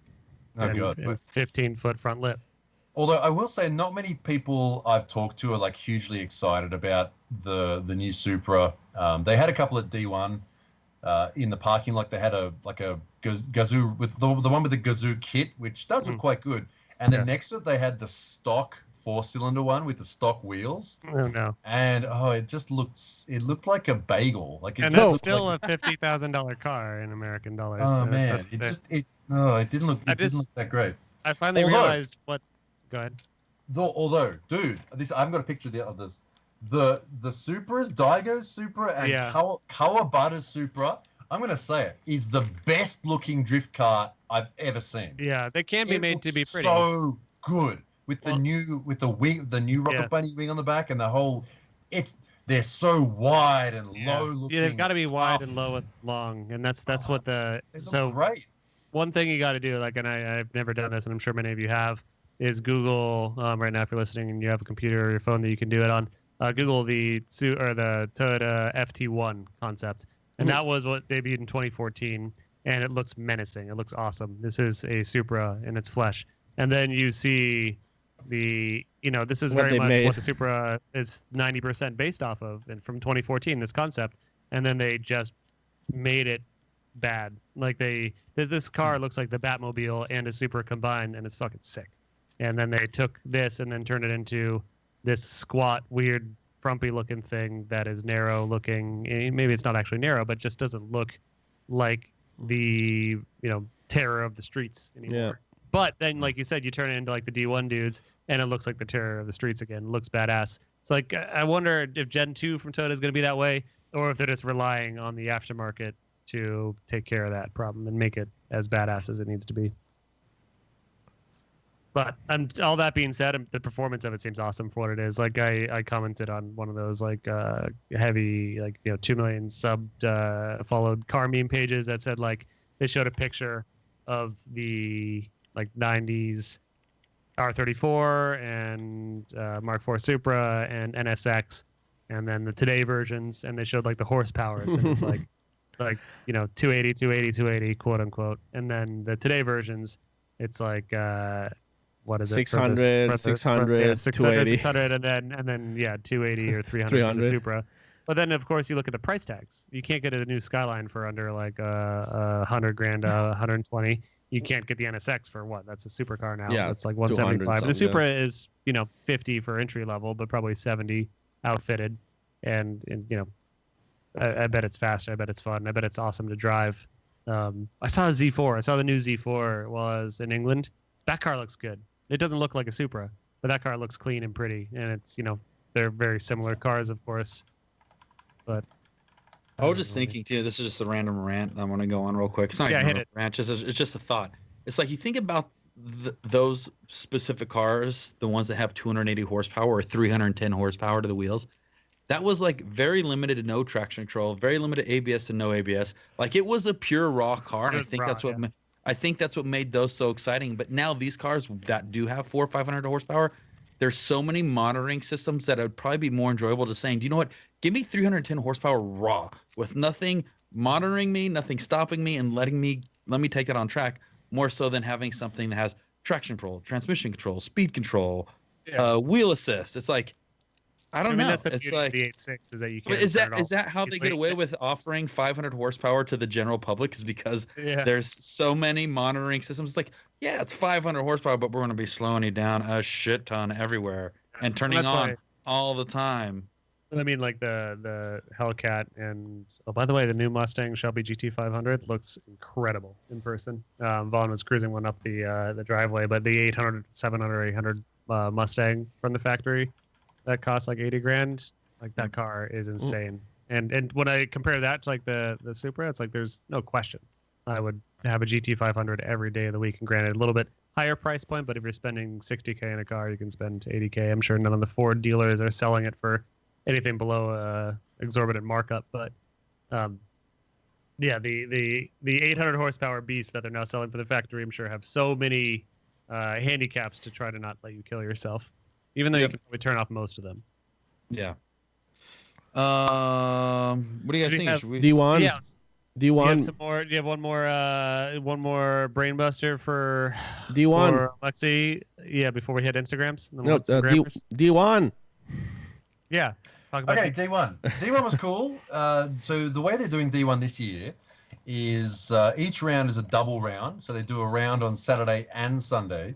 There's 4 rounds this year. There's we just had the round at Scuba Circuit, which is just out in Tokyo. The green screen's probably screwing that up. That's okay. We had the Scuba Circuit. Next one's going to be in Hokkaido, which is the most northern island of Japan. Then they're doing the next round at Ebisu Circuit at Minami Course, the famous track that everybody knows. And then the final round's going to be down in Autopolis, which is down in Kyushu, which is the southernmost island of Japan. So they're really covering a huge amount of people this year, no matter where you live in the country, except maybe like around the middle part of the country. Real quick, hey nerds, isn't Kyushu where the main character of Samurai Champloo is from? Probably. That's Brian. Kyushu. I'm talking to you, man. Help me out. Big balls. Maybe. Mugen. His name's Mugen. I didn't catch Brian. that one. God damn it, Brian! I'm counting on you. Okay. Yes. Yeah. That's where he's from. Sorry. Thank you, Brian. Alexi, continue. Well, Kyushu was, I mean, back in the day, that's where Japan started. Basically, was from Kyushu like up. Yeah. So the old like all the wars and stuff always started like down there and sort of moved their way upwards. Like basically, the further north you go in Japan, that's people who got kicked out of like the southern part. Mm. So that's why like until recently, the northern part of Japan was like the least inhabited part of the country. Anyway, so we had, sorry, I just got corrected. The Kyushu was only 1 round. Thank you, Nav, for correcting me. They also have, the final round of D1 Lights is on the same weekend there, which is the Pro 2 version of D1 Grand Prix. Anyway, so we had the first round. The 2 Supras were out. We have 2 Supras in D1 Grand Prix, one by Daigo Saito, the other one by so it's Daigo Saito, his Monster, Sunoco, standard sort of sponsors. Then you have the other car, which is being driven by Kawabata, who used to drive the GTR. That's the Toyo Tires sponsored car. Now it rained all weekend except for like the second half of the second day, which is not uncommon for Japanese drifting, right? Especially for this time of year because it's just the wet season, like right now. I think it's raining right now. They didn't do that well. The cars look like they still need a bit of work. They look kind of heavy and not as sort of maneuverable as some of the other cars that are out there. But I mean, I'd probably just put that down to it's still a fresh car. Daigo's car and Daigo's Supra and Kawabata Supra, like the movement on them was fairly different. They seem to have a fairly different sort of suspension setup, like a dampening and suspension setup. So I guess we'll wait and see. I don't know. They did okay. What does it look like in comparison to another car? Does it move like an 8.6? Does it move like a Skyline? Does it move? I mean, they seem to move kind of like the. It's weird because the wheelbase on them is quite short. It's about the same as an actual 8.6. Right. But because I guess they're kind of more square. I don't know what the wheelbase is. I imagine the geometry is different too. The suspension geometry. Yeah. Well, also, I mean, they're running Wisefab on the front as well, and it's like huge, spaced out, wide, kind of square. Yeah, it's like a foot wider probably. So, I mean, it looks okay. They kind of look like the way the GTRs drove back in the previous seasons. They do look like they have potential though, for sure. They're still working on them. They're both running 2JZ. Like that's that whole meta is, I think, it's a world standard now. The 2JZ with the what's the gearbox they all run? The sequential one. R154. The Samsonis. The 2JZ Samsonis with the Winters rear end. And the Siki plate quick change thing on and all that, like they both run that exact and Wisefab. They both run exactly the same thing. So that's the meta setup now for all these sorts of cars. One thing I was going to ask you on D1 here is, and it was brought up in chat. There was one sector of the track where the cars were actually allowed to drive straight and then reinitiate. What is the idea behind that, or why do they do that? Well, the idea behind that is they can build up speed for the next section of corners. So what you're thinking, so the way it worked is you start on the back straight, you come around the main corner, initiate down the straight. It's a 1, 2, 3 motion down the front straight into the first corner. As you exit that corner, there's a part of the track there where they're not measuring anything basically. It's a section of track. It's basically dead. They can be penalized there by the human judges just in case they do something stupid, like if they hit another car or they do something wrong. They build up speed, and because the next section of the track is a chicane, left, right. Hang on. It's you swing. The course goes left, right, left. So you swing right, left, right. And it's the main hairpin corner at Scuba Circuit. One good thing about that corner is the approach to it, even though it's a chicane, it can be done in a fairly straight line, and the final hairpin is quite banked, so you can throw in there with a lot of speed. And if you get it right, like some of them did, you can the car will just plant down. You just hold that all the way around and exit the corner. So I don't know. People have this sort of weird thing like, oh, they straightened up. It's like, well, I mean, on a course like that, it makes sense. Like, you're driving to the course. It's like there's no reason why they should, in my opinion, there's no reason why they should keep drifting that part of the track, because, well, I'd rather see them, like coming out of a corner neatly is also a skill. Like where you come out of a corner and you see cars, they come out of a corner and then they go whoop like that, and there's a little wobble, or they don't drive out of it neatly. If you drive out of a corner neatly, like a rally car, like you come out full drift, straight, go in a straight line, shift up a gear, build up speed, and then throw it in again. Like that gives another opportunity to throw the car in. Like I think it makes sense on that track, to me anyway. Okay. Yeah, it's just for us in the United States, obviously traditionally looking at a lot of things, it's like what's happening. And then obviously there's an idea and story behind it. So by you sharing that really clears a lot of that up, because it is an opportunity to once again exit the corner neatly and wow the judges, but also an opportunity to build more speed essentially for the next initiation. I mean, it can also be like it's a track by track thing too, like that. Right. There's for example the track in Hokkaido. They might be using a different layout this year. I don't know, but it would have been maybe better to do it was like a big long right-hand corner, a short straight, and then another right-hand corner. It would have maybe looked faster and better if cars had sort of straightened a bit and then reinitiated again, but everybody was just linking it because that's what they were told to do. And at Scuba, it makes sense to drive it the way they drive it. Obviously, there's other tracks, like a lot of FD tracks, there's nowhere where you could justify straightening up for sure. So it's a track-by-track thing. Yeah, but we did get people in the chat go, why are they drifting the straight? It's like, because there's no reason to I don't know. I mean, there's no reason to do it there. It doesn't really make sense. Like, okay, cool, you've got power, so what? Sort of thing. Yeah. Understand. Cool. Anything else? You guys want to hit the IGs? Let's hit the IGs. Let's hit them G's, dog. Okay. Let's flip some G's. Since we like drama, could I add a bit of one little bit of drama in there? Sure. Absolutely. So, you're currently Yokoi won both. Yokoi won. He came second in the first round. He won the. No wait, did Hibino come first? Chat, who won my chat? Who won the first round? Jeez, I can't remember now. Wait, Yokoi won both rounds, I think. So Yokoi is basically running a similar setup to what he run before.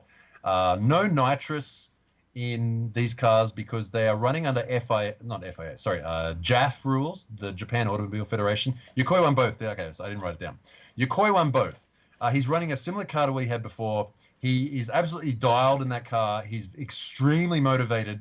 He doesn't get easily put off like some other drivers do. So he has a very good chance of winning this year, I think. Now, in the first round, he was up against Hibino, and it was really funny because Hibino's car is an S14 with the Pandem. Is it a Dodge Challenger? It's meant to look like your car.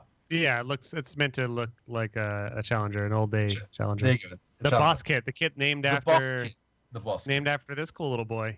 There you go. The boss kit. The boss kit S14 with the 2J. Hibino's cars are set up in a very unstable way where he can almost do back entries on every corner and get away with it. And because it was wet, he was able to do that. And that's how he managed to get through to the final and came second, which was kind of cool. It dried up on the second day, so he dropped out. But the finals between Yokoi and Ueo.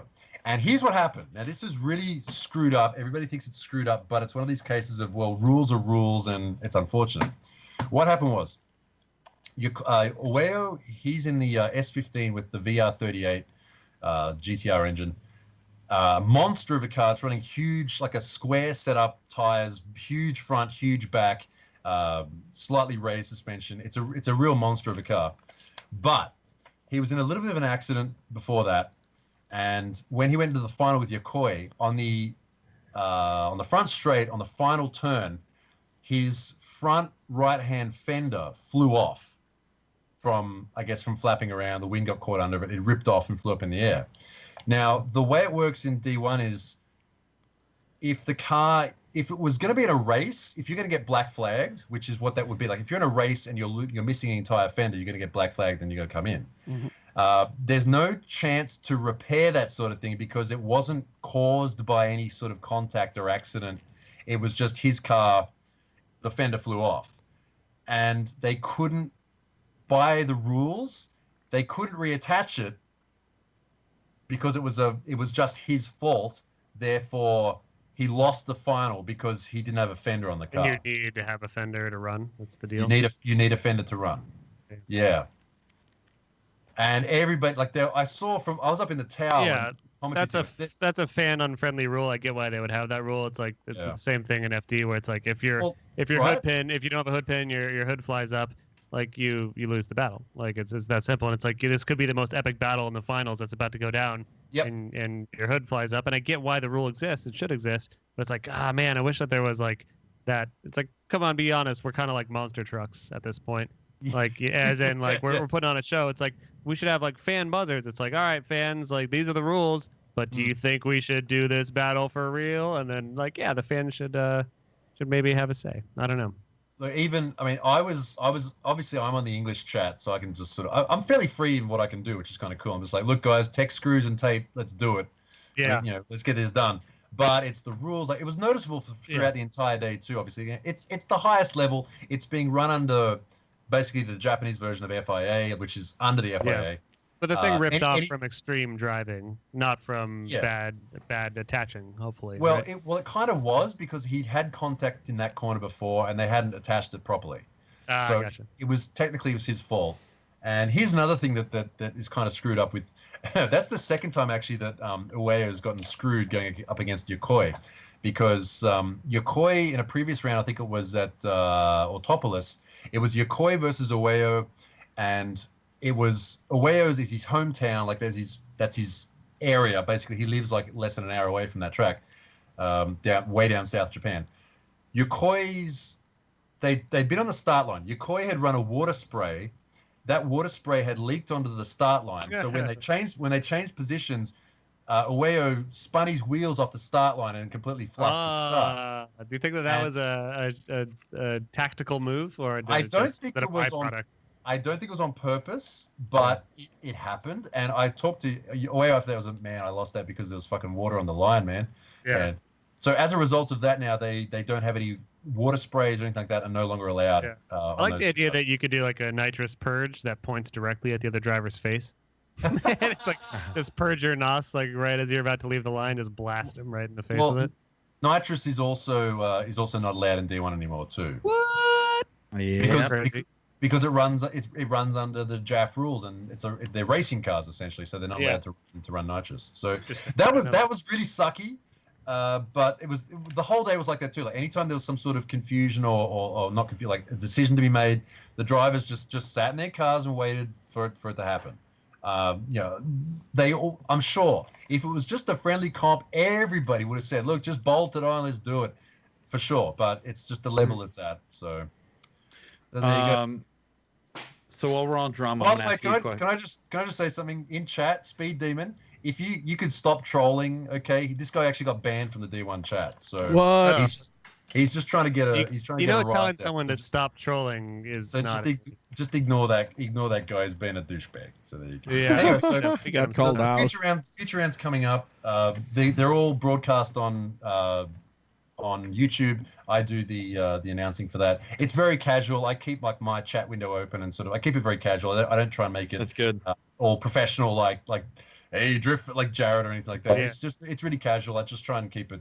We're the most casual you can be. I don't think we can get much more casual on this show. And if you've ever heard us announce at like Grid Life, for example, it's pretty casual. Yeah, I would say. I actually got to call the one of the not the good one, the one below, not the hot. There's the Texas.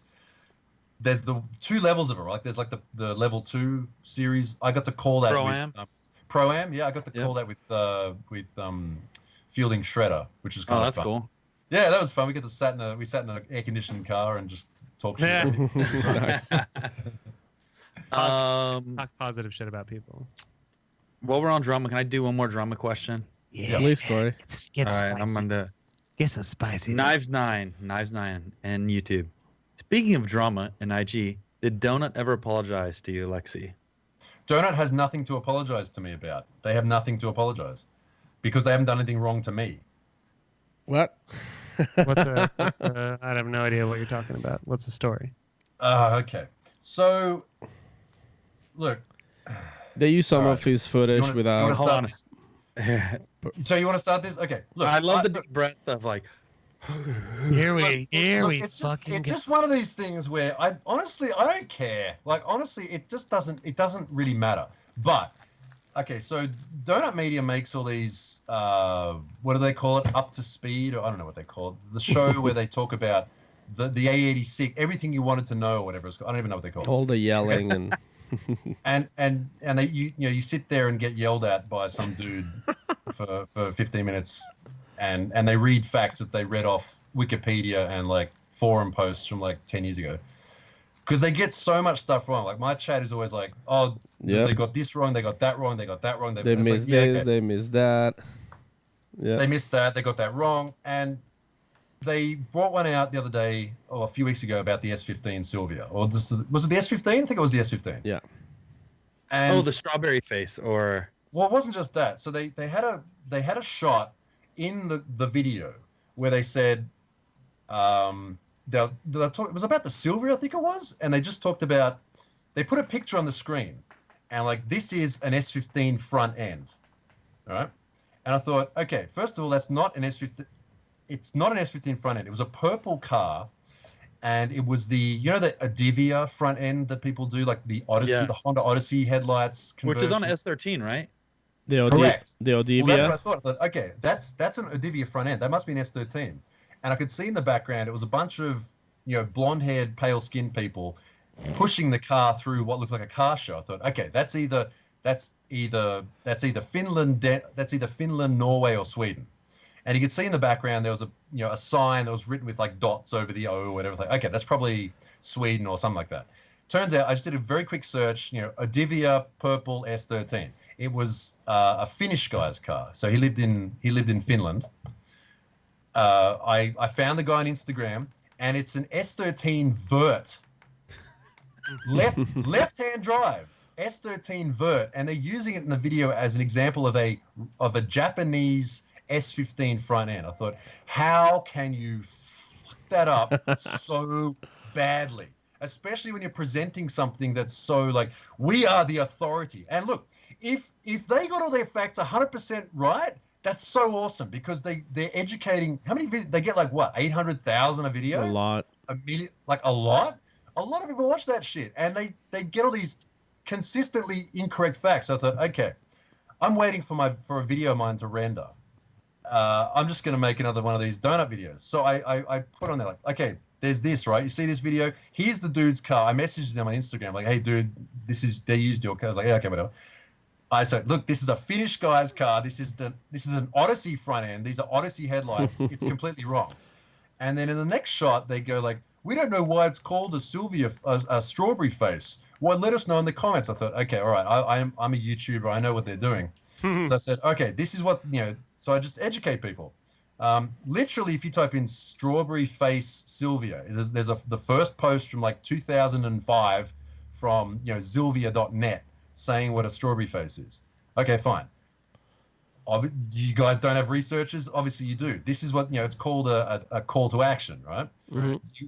If people write, it's an, they say on the internet, if you want to get the correct answer on the internet, don't say the right thing, say an obviously wrong fact, because then people go, oh, I've heard there were no V8 Mustangs. That's right. Go, Yeah. No, you're wrong. Well, you did the exact thing earlier in the show. You said that there was no V6s, Nissan V6s. That was a perfect example. Yeah. Unintentional, but yeah, people jumped in. Exactly. So it's called a call to action. So people, sure enough, you scroll down. Well, it's called a Sylvia, a strawberry face, because 1 and 5 is Ichigo, and Ichigo means strawberry in Japanese. Like, it's like, you guys are getting, I was like, okay, this is what's happening here. You guys are getting played. It's called trying to drive up statistics. Again, this is a standard YouTube. It's YouTube 101. I don't, I'm not mad. I'm just saying what they're doing. I'm not saying it's bad, but you played yourself. Like, that's what you did what they want you to do. Okay, fine, whatever. And then I'm not going to say who, but I got a lot of blue tick people responding to that story, laughing their ass off. Oh, because you put it on your Instagram. I remember you. Yeah, it was my Instagram story. It was hilarious. Now, a lot of blue ticks was saying, "Dude, that's the funniest shit I've ever seen." By blue ticks, okay, fine. By blue ticks, you mean confirmed, verified Instagram users, right? Yeah, verified Instagram users who we all would know, right? Like from various sorts of people. So I thought that was kind of funny. And you might be thinking like, why do you hate Donut Man? It's just because originally, back in the day, they used a video of mine, a clip of my Bossazoku video on one of their one of their Facebook videos with no attribution. And, man, if they'd have just said, dude, can we use your video? I would have been like, yeah, sure, man. I'd just put my name there. That's fine. I don't care. It's a standard thing to do. I would constantly see people on my Instagram story being like, "Oh yeah, don't use my clip." Okay, like they don't even like, and they get it wrong. And here's another thing: a friend of mine on this, actually, it was on their original Sylvia video, I think it was. One of the first shots. It's my buddy Jesse Streeter.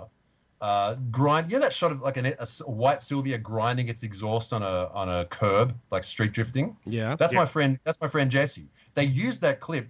They used it from a re-uploaded source. The original source, who I'm friends with, got all annoyed at that. So, they didn't even ask me. They got it. They attributed the wrong person. I was like, I don't know. Here's how you do a copyright claim, dude. It's legit. Like, they didn't ask you. And it went through, and the video got taken down. And the guy I know, he got hate mail from people. Yeah. Why'd you take the video down, man? Why'd you claim it? All these people are doing a great service to the community. It's like, well, okay. Why can't, if they have there's such a big thing, why don't they just pay people? Why don't they ask? Why don't they get it right? And it's a responsibility. Every time I post something on YouTube, sorry, am I ranting too much? No. It's very interesting stuff because it does happen. Just as a person who makes content, look, I make some I post memes every now and again, but if anybody ever says, dude, that's our content, could you take that down? I'll be like, yeah, 100%.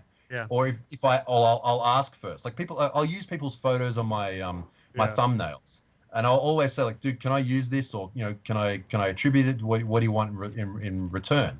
And 9 times out of 10, they just say, oh, dude, just put my name, or nah, man, you use it. That's cool, and that's fine. That's okay. All the music I use for is paid for. All that, like, I try and keep it legit. And just when people do shit like that, it's just kind of like icky to me. I mean, fair use is such a complicated. I mean, it's not really complicated That's in some it. degree. Like there's you should read official, up about fair use, man. Yeah, You there's should read official up, like, laws. I know about it. I'm a YouTuber. I know exactly. this stuff. There's fair use, and there's also etiquette fair use, and it's like I want to use the song "Return to Innocence" by Enigma, really good song, or I want to use what's the sexy sax song? Careless Whisper. Careless Whisper. Yeah, Careless Whisper. Like, I want to use that in a drift car video. Like, YouTube's probably going to flag me, and I'm not going to get away with it. But let's say I use 5 seconds of it in a drift car video, but it's not sponsored.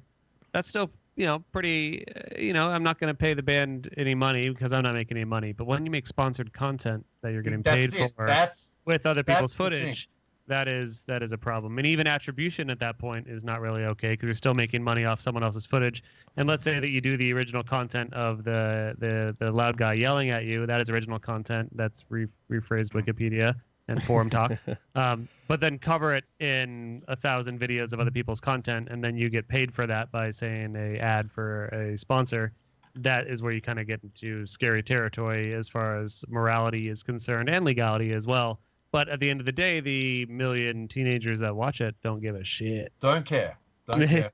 Don't fucking care. That's it. They just want to see their guy yell at them Carfax, and that's totally fair that they want that. And I respect that to some degree, and that they want that, and they would enjoy that, and that is. I don't know. When that video series started, I don't think that they anticipated that it would be as large as it was. And I've mentioned on the show before, but I made the prototype for that show that was not good because it had my monotone ass voice, and I didn't use any. It didn't use any stolen footage. It was just me trying to make really shitty graphics, and I wasn't a skilled graphictician. But yeah, it evolved into what it is today. That is much more popular version of anything I would have created, and power to them for that. But the question of the usage of videos is definitely an issue. And I've got friends over there still, and I moved to California to work there, and then the story happened, and then here I am working in my place. But it's definitely a subject that. Look, I know it's kind of a I guess a moral. It can be. People. It's legal, man. Look, read it up. It's like, yeah, I know it's legal. Doesn't mean it's like it's good or it's right or you're not making friends. Or it's like, well, who cares? But it's just friends of mine who have their stuff. They don't even get asked, which is the shitty thing. But is it legal? Can you just you probably know a lot more about fair use than I. Can you just take 3 seconds of one of my videos and put it on unattributed? Yes, you can put it on unattributed. Like we'll see YouTube. There's various tricks to get around it, and they're using all the tricks. Yeah. The auto recognition thing. Okay, for example, sometimes I take videos down. Do you remember there was a channel? What was it called? Gas Kings. It was one of these. That was about Corey and his farts, right? Right. Yeah. No, it was the other one was about cars, and they do all these like when tuners go insane, and I have like a picture of like a girl going like that, and YouTuber thumbnail, Yeah, YouTuber thumbnail. And it was this dude out of the UK, and he was basically just taking whatever the current popular clips were, putting them together in like a sort of a vague theme, and putting his shitty logo over the top, and putting a vague sort of caption at the start. And turns out, I'll give the punchline first. Turns out he's currently in prison for embezzling millions of dollars worth of pensions in the UK. So they give an example of the sort of people who do that sort of thing. But he used there's a video I had of that quad turbo, that quad turbo Sylvia, which is not a great video. It's just exclusive. That's the only reason it was popular. And he basically used 40 out of 45 seconds of that video or something. Like it was only a short video. And I said, look, I emailed him. I was like, look, dude, that you just used that. I'm gonna claim it if you don't take it. Please take that video down, re-edit it without my stuff in it, put it back up, or I might take it further. He goes, oh, dude, well, technically it's fair use, blah blah blah. And I said, no, it's not. And I know all the rules. Here's an interesting rule actually about YouTube that people don't know. If you downloading a video from downloading, recording a video from YouTube is technically against their terms of service. Yeah, ripping a video. So like So doing a website. Exactly. So if you use a video if you edit a video and from video that is only available on YouTube, if you re-edit it and put it back up, it's fair use, man. It's transformative. Technically, it's against terms of service. Yeah, so they're kind of claiming that they got VHS tapes anonymously mailed to them. The footage, because they're not allowed to use a ripping website. God, my cat. Sorry about my cat, guys. Sorry about Timmy. It's okay. I emailed the guy back. Look, it's not transformative. It's 45 seconds. I'm currently talking to my YouTube partner manager about this.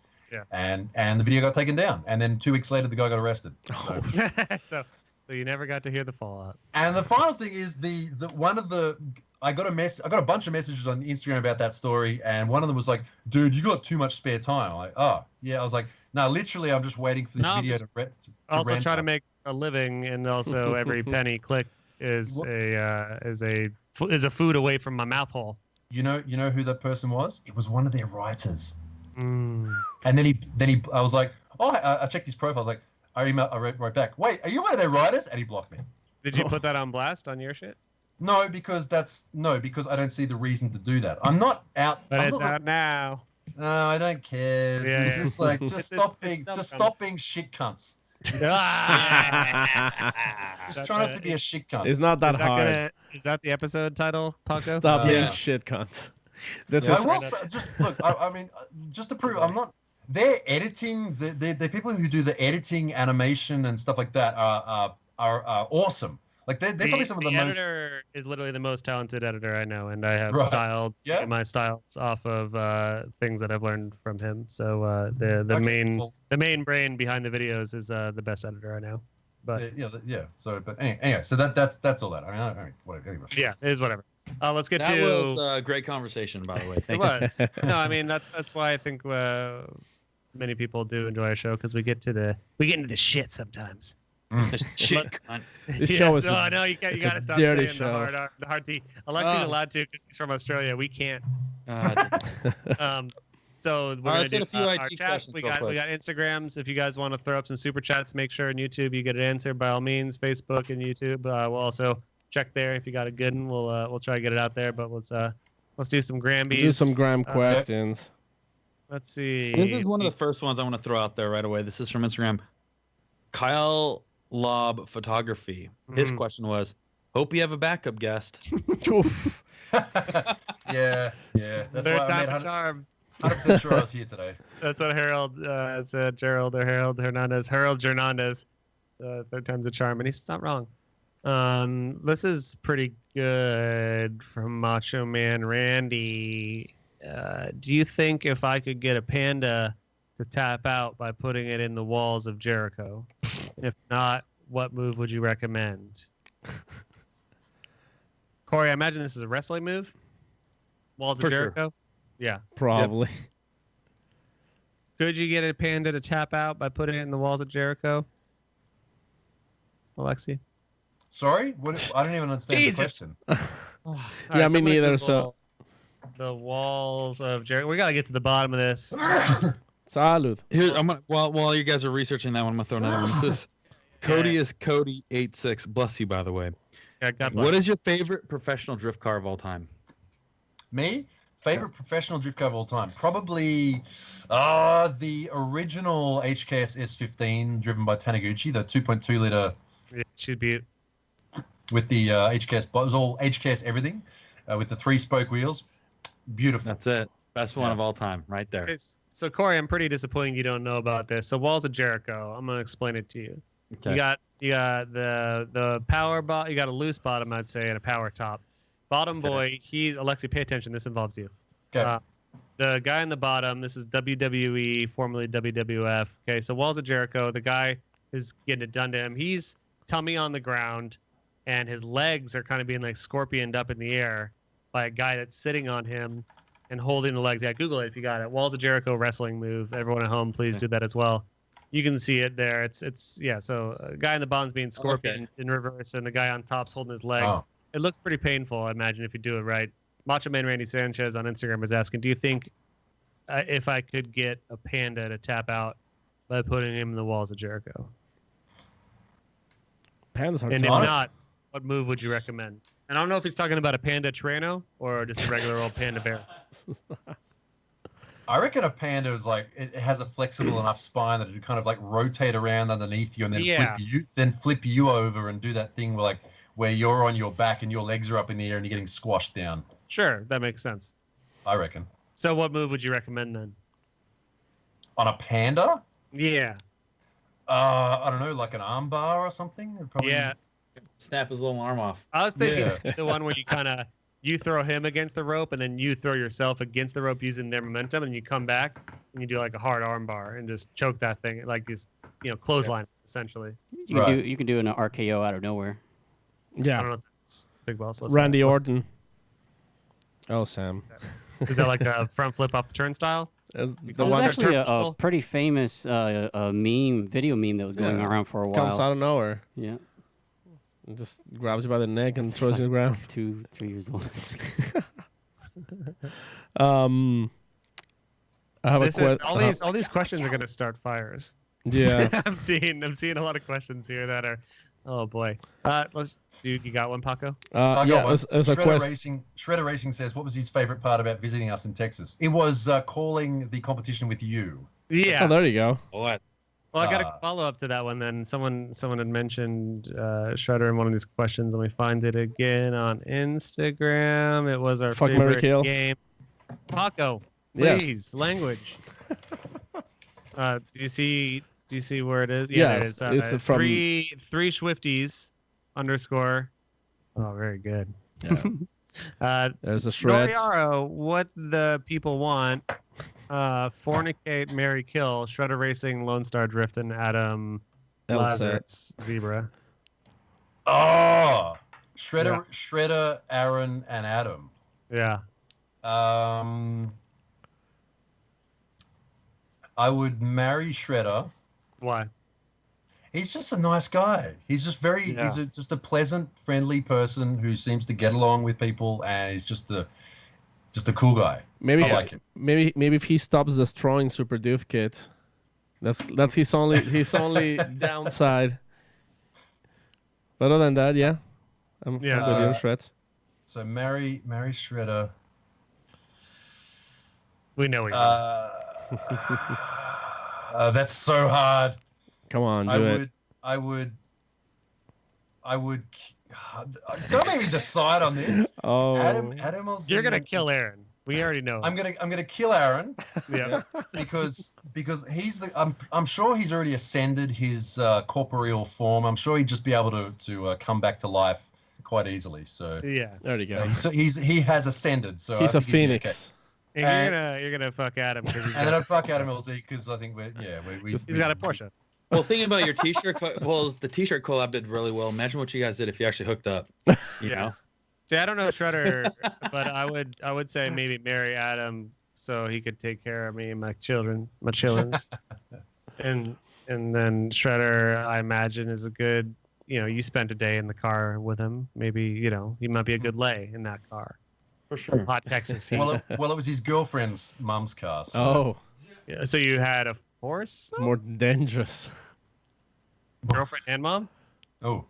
Oh, okay, Sam. No, What? let's not go there. Taco. You can't do my joke. I can say these. I can do this. We got some more questions. We got a good question. And what are many super chats, guys? We have a lot of questions. In the meanwhile, I'm gonna ask you just like I wanted to do a quick number draw from the 5 of us, so I can get these five swag packs with Dream Tank soap. Let's start. Okay. Yeah, let's start with Alexi. Give me a number from 1 to 43. 42. 42. Sam. 27. 27. Corey. 32. 32. Brian. 8. Hit me. 8. Yeah, I was gonna say hit me with a single digit. Don't want to leave them single digits out. There you go. And I was gonna do number 5. All right. So let's go to the questions, and I'll keep tabulating who are the winners. This is a good question from. Where did it go? Hold on. Here we go. Okay, hold on. Here we go. This is from Tony 47. Do you ever do the dishes just by licking them clean? Me? No. My wife doesn't like it when I lick plates, so I usually try and do it afterwards because I always do the dishes. So I try and sort of, if there's something delicious on a plate that I want to lick, I try and do the dishes quickly so it's still warm. Yeah. Good. But not in exchange for cleaning. I just I tend to do it and then yeah. Then a quick follow-up question here. This one's pretty good for you. This is by Jackie. She says, "Why do Americans love freedom so much?" Dude, so one of the things that Aaron said to me was, is there anything you definitely want to do in the States? And I said, shoot guns, because I'm from Australia and I live in Japan. So probably the number one thing we don't have are automatic weapons. Well, you guys had one mass shooting, and then government was like, nope, guns are over. And everyone in Australia was like, all right, you're right. You guys can't behave, so we're going to take away all your toys. That's it. Well, so we were with, it was John Yim, who some of you may know. He's got the SR20 powered 8.6 and some other stuff too. He has guns. Also, this other guy called Aaron who owns an R32 GTR. So I was witness to the bizarre sight of pulling up into a car park in like some strip mall in the middle of nowhere in Houston, and he starts unloading bags and boxes of ammunition out of the back of an R32 GTR. I was like, I've never seen that before. So yeah, that's special. We walked in. Oh, this is such an American experience. We walked into this. It was a strip mall shooting range basically. We walked in. There's the shop there. There's a little rental area of the side. So we start filling out the little disclaimers, whatever.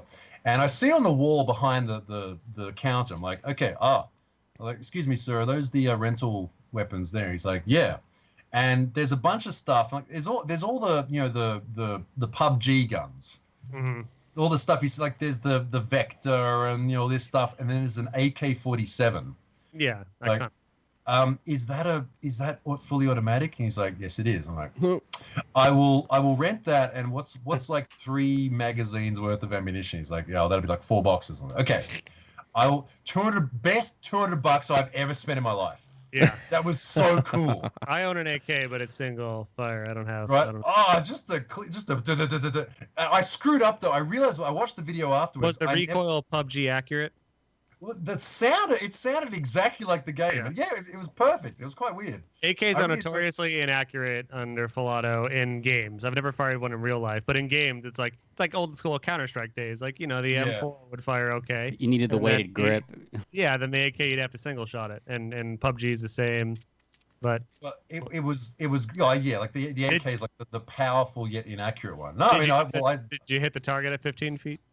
Yeah, I shredded the hell out of it. It was great. Yes. So we booked we're waiting for all our stuff to happen. So I sort of go for a wander around the store, and they've got like a bunch of rifles and shotguns and nickel plated pistols and things like that. I'm kind of looking at it and one of the staff member kind of sort of walks up to me, and he looks like what you'd expect someone who works in a gun store to look like. He was kind of like very short haircut, kind of looked like he worked out, but not really that tall. And he had an M4 on a tactical sling on his front, with with like a grip, like a grip, and it was like a short barrel thing. It was hanging there, and he walks up and he goes, "So you ever shot a gun before?" I'm like, that was a good accent too. Is this the range officer you're talking about? He's the employee. No, he was just an employee there, and yeah. And I'm kind of like, oh yeah, I mean, last time I went to California, like a friend of mine took me out, and we shot a couple of rifles. But he's just cruising around with his M4 off his chest mount. As I'm talking to him, he breaks eye contact and sort of looks around the store and then just walks away mid-sentence. And I'm like, wait a minute, this guy just threat assessed me. Like he definitely did, because you had an accent. You were a threat. Well, He just did a threat. I'm not American. Yeah. I was like, wow, this guy with this weapon on his chest just threat assessed me in this store. Like, wow, I've never had that happen before. That was really funny. So anyway, yeah, we went in. I got to shoot a bunch of stuff. This guy Aaron brought a bunch of cool stuff. I did make a huge mistake though, which I didn't put on the video. I have shown it to my Twitch people. He had one of these, what is it called? It's one of the old cowboy lever action rifles. Yeah, did you have bad trigger discipline in a photo? They'll get you. Okay, so you fire it, and he goes, okay, so you cock it forward, then cock it back. I didn't keep my finger outside the guard. As I cocked it back, I hit the trigger and it went bang. Oof, but it was pointed down. And, yeah. Look, I'm not dumb. Like I kept it pointed that way, but then I was like, okay, let's just put that down, and can we just have a quick safety briefing on this particular weapon? It was for action. I don't even know. It was fun. It was really enjoyable. Like you cock it, and the casing goes pa-ching out the top. It was really fun. Awesome, dude. That is so good. Fire a slam fire shotgun like in Vietnam. I forget the exact name of the model. And in World War I too, like because you see like videos too where it's like most shotguns you have to and then pull the trigger again. There's some ones where you just kept the trigger depressed, and then you can literally cock it to fire it. All right. Oh. I want to do that someday. But I want to get a Desert Eagle. I could see you having like one. I would love one. Yeah. The most inaccurate handgun. And the build quality feels kind of shitty on them. Like I fired a 50 cal version and the whatever smaller caliber version. Like it's cool and it's size. It's just massive, but it's just I don't think it's a very good gun. But what do I know? They're not accurate at all. I've got it's funny that Alexi mentioned the AK and then a Chrome 1911 or he said a Chrome pistol. I own both of them. I got the most stereotypical gamer guns out there. Dude, that's why I wanted Desert Eagle. That's exactly what. The old Counter-Strike. And I'd get it in gold, too, for 007 GoldenEye. Yeah, but just be that guy. You got just to be that guy, yep. On that note, I think I'm good, boys. I have, let me announce the winners for the... Oh, we got winners. Yeah, we have winners for these are Patreons. You got to be a Patreon to be a part of these things. And we appreciate Patreon boys and girls and babies and adults and olds and, whatever walk of life you're in. Yeah. We appreciate Actually, I just realized I have my... Whoa! Calm down, sir. Jesus. Yeah. Just pulled out a suppressed M4. No, that's my airsoft. Yeah, that's a pretty legit looking airsoft. That looks cops will shoot you realistic. Oh yeah, well there's no like orange tip or anything. So no, but also the cops don't really carry guns normally, do they? They the average policeman here carries a .38 special. Really? Huh. Yeah. That's pretty cool. Revolver. They're still on the revolvers. I mean, obviously the ones who are like in town near where the Parliament building is and stuff is they have just like Glocks and things like that. Yeah. But yeah. Huh. That was cool at Goodwood seeing like two smaller women with bobby hats, the silly round hats, and then like vectors. They weren't MP5s. They were like, I actually do have a sizable knowledge about guns, but I can't tell you what they were. They were vector looking, like very future submachine gun looking things. It wasn't an MP7. It wasn't a vector, but like, just two 5'3" chicks with bobby hats and heavy submachine guns on their chest, just walking the grounds, just being cool. It's like a little taste of America over there, overseas. Our British cousins. Yeah, do you have any more Instagrams, any YouTubes, any faces? Just gonna announce who won the giveaways from our Patreon. So, obviously, if you donate $1 on your Patreon, you get one chance to win. If you donate $2, you get 2 chances. So if someone wants to become a $1,000 donor, you're gonna win all the shit. Pretty much all the time, every single time. And Corey will shave his mustache and send it to you in a bag. I'll send it. Yep, and my bath soap. So, and his bath soap. And we're gonna give the Dream Tank hand soap. We're gonna include also some AM hats and Maximum Driftcast shirt, and a couple more stickers. Gamer Boy bath water. So we have Stuart McQuaig. Thanks for being a patron. Congratulations, you're winning some Dream Tank soap. Stevium, the same. Tyler Hutchison, Greg Corzello, and Andy Greenstead. All you guys winning a Maximum Driftcast Dream Tank swag pack. Thank you guys for being a Patreon. Alexi has rubbed a piece of each of these soaps on one of his 5 zones. What were those zones again, Corey? The inners, the outers, the yayas, and the yo-yos. Yayas. What is that for? Number 5 we don't talk about?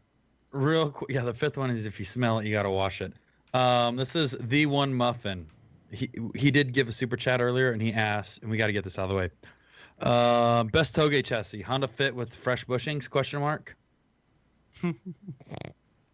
Yeah. That this is actually a question I should ask. I've sort of wondered about that. Jesse Streeter, again mentioning Jesse, he's got an EG6 like grip car that he drives around on toge and tracks a lot. And I have seen him driving with fits, and they were doing a pretty good job. So I don't know. I'm not really sure how popular they are with the whole Honda scene, because the Honda scene in Japan is mostly down towards like the middle to southwest part of the country, not so much in Tokyo. But I'm pretty sure that they do run, like, fit guys run on toge. Yeah. I mean, Grid Life they have their own spec fit series, and everybody's loving it. It's like the best cheap race car you can buy. So I mean, imagine for the toge, it must be just as good if you prepare it properly. We've already seen what happens during the bubblegum death match with front wheel drive Honda. Gum tape. Gumball 5000 death match. All right. What time is do you it? Have anything you want to plug? Do you have any words you want to get out to our audience? I'm just having a look at most of these Instagrams have already been more or less covered. So no, not particularly. I mean, I'm not putting out as much content as I should these days. Don't but we all? I know. Yeah, I know. Basically, for the people who watch Noriyaro stuff, I have a Twitch channel which I also stream on. I do a lot of outdoor stuff on that, which is actually kind of cool. Nice. I'll be doing one this weekend. It's twitch.tv/Noriyaro Japan. I'll be doing a live stream this weekend from Nico's Circuit. There's going to be a track there. They're really cool because it's basically like 2 hours. I walk around with it runs off the GoPro, and I just walk around and do stuff. I go for rides and things like that. That's cool. The YouTube stuff. So this is the next car that's going to be like the main character on the Noriyaro show. I'm currently collecting parts for this. It's going to be a street car, so I'll be able to drive to a lot of other circuits. Collecting a bunch of sponsors. We've got Koya. If these conflict with you, I'm sorry. No, Koya, Koyorad has supplied all the cooling parts. Okay. Koyorad really supplied all the cooling parts. Serial 9 from Canada has sent a full rear end bushing setup for the rear cradle. Who else? Odyssey Fab down in Florida has sent his kit for welding up the rear subframe so it doesn't crack, which is a fairly common problem. I've ordered actually, they should have arrived by now. From also Japanese company Ito Auto, who have custom Aragosta suspension designed for this. So I've got the long stroke, really good suspension for this car as well. Got Kazama Auto arms, full set of arms, front and back, knuckles, etc. So I've collected a whole bunch of parts. That's going to be the next sort of thing for this. So I'm really looking forward to building this car up. Do the easy part, all the work, and filming it, editing it. That's it. One other thing too, I got the other day. This is going to be. I wanted to edit this video later on today when I had time. I got donated one of these, 360-degree camera. Oh, nice. It's I don't know. Maybe Sam, you've seen this. It's the Insta 360 1X. Those things I haven't seen that model, but I used to use 6 GoPros and a 3D printed cube to make Vaughn's videos. And when I see stuff like that, it makes me so angry. I know. Well, that's the thing. I used this the other day. It's like, this is so easy to use. Yeah. And the software, like automatically stabilizing, and it faces forward the whole time, which is crazy. Yeah. I did a video the other day at EBSU Circuit. I don't know how well it's going to turn out, because when you first use a new piece of technology, you screw it up, and it's like it's not quite right. And old pieces of technology, and just screwing up. Yeah. So that's going to be the next video. Nice. I'm not really sure about what's going to happen after that, but no one knows. No one knows. That's the beauty of the game. That's it.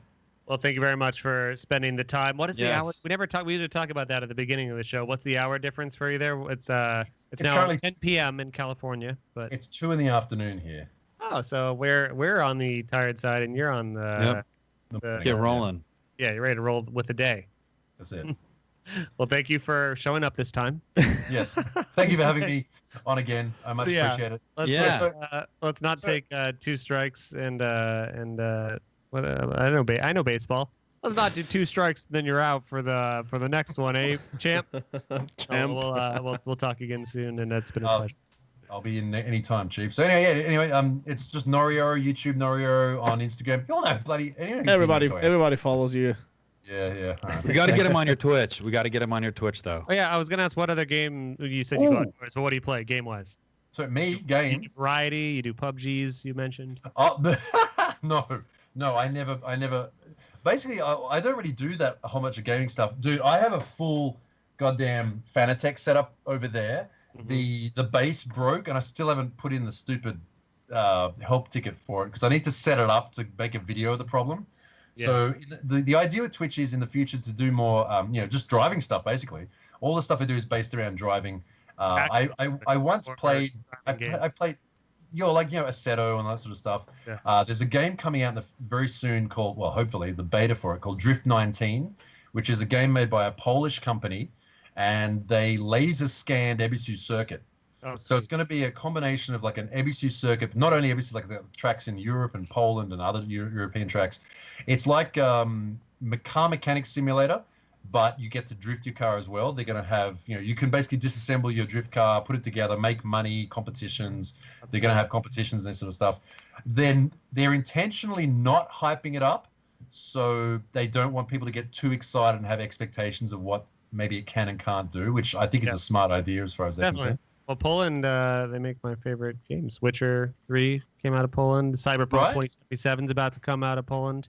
Like I talked to them about that. I said, because the guy who makes the one of the producers who makes the game, I said, why is so many game producers out of Poland?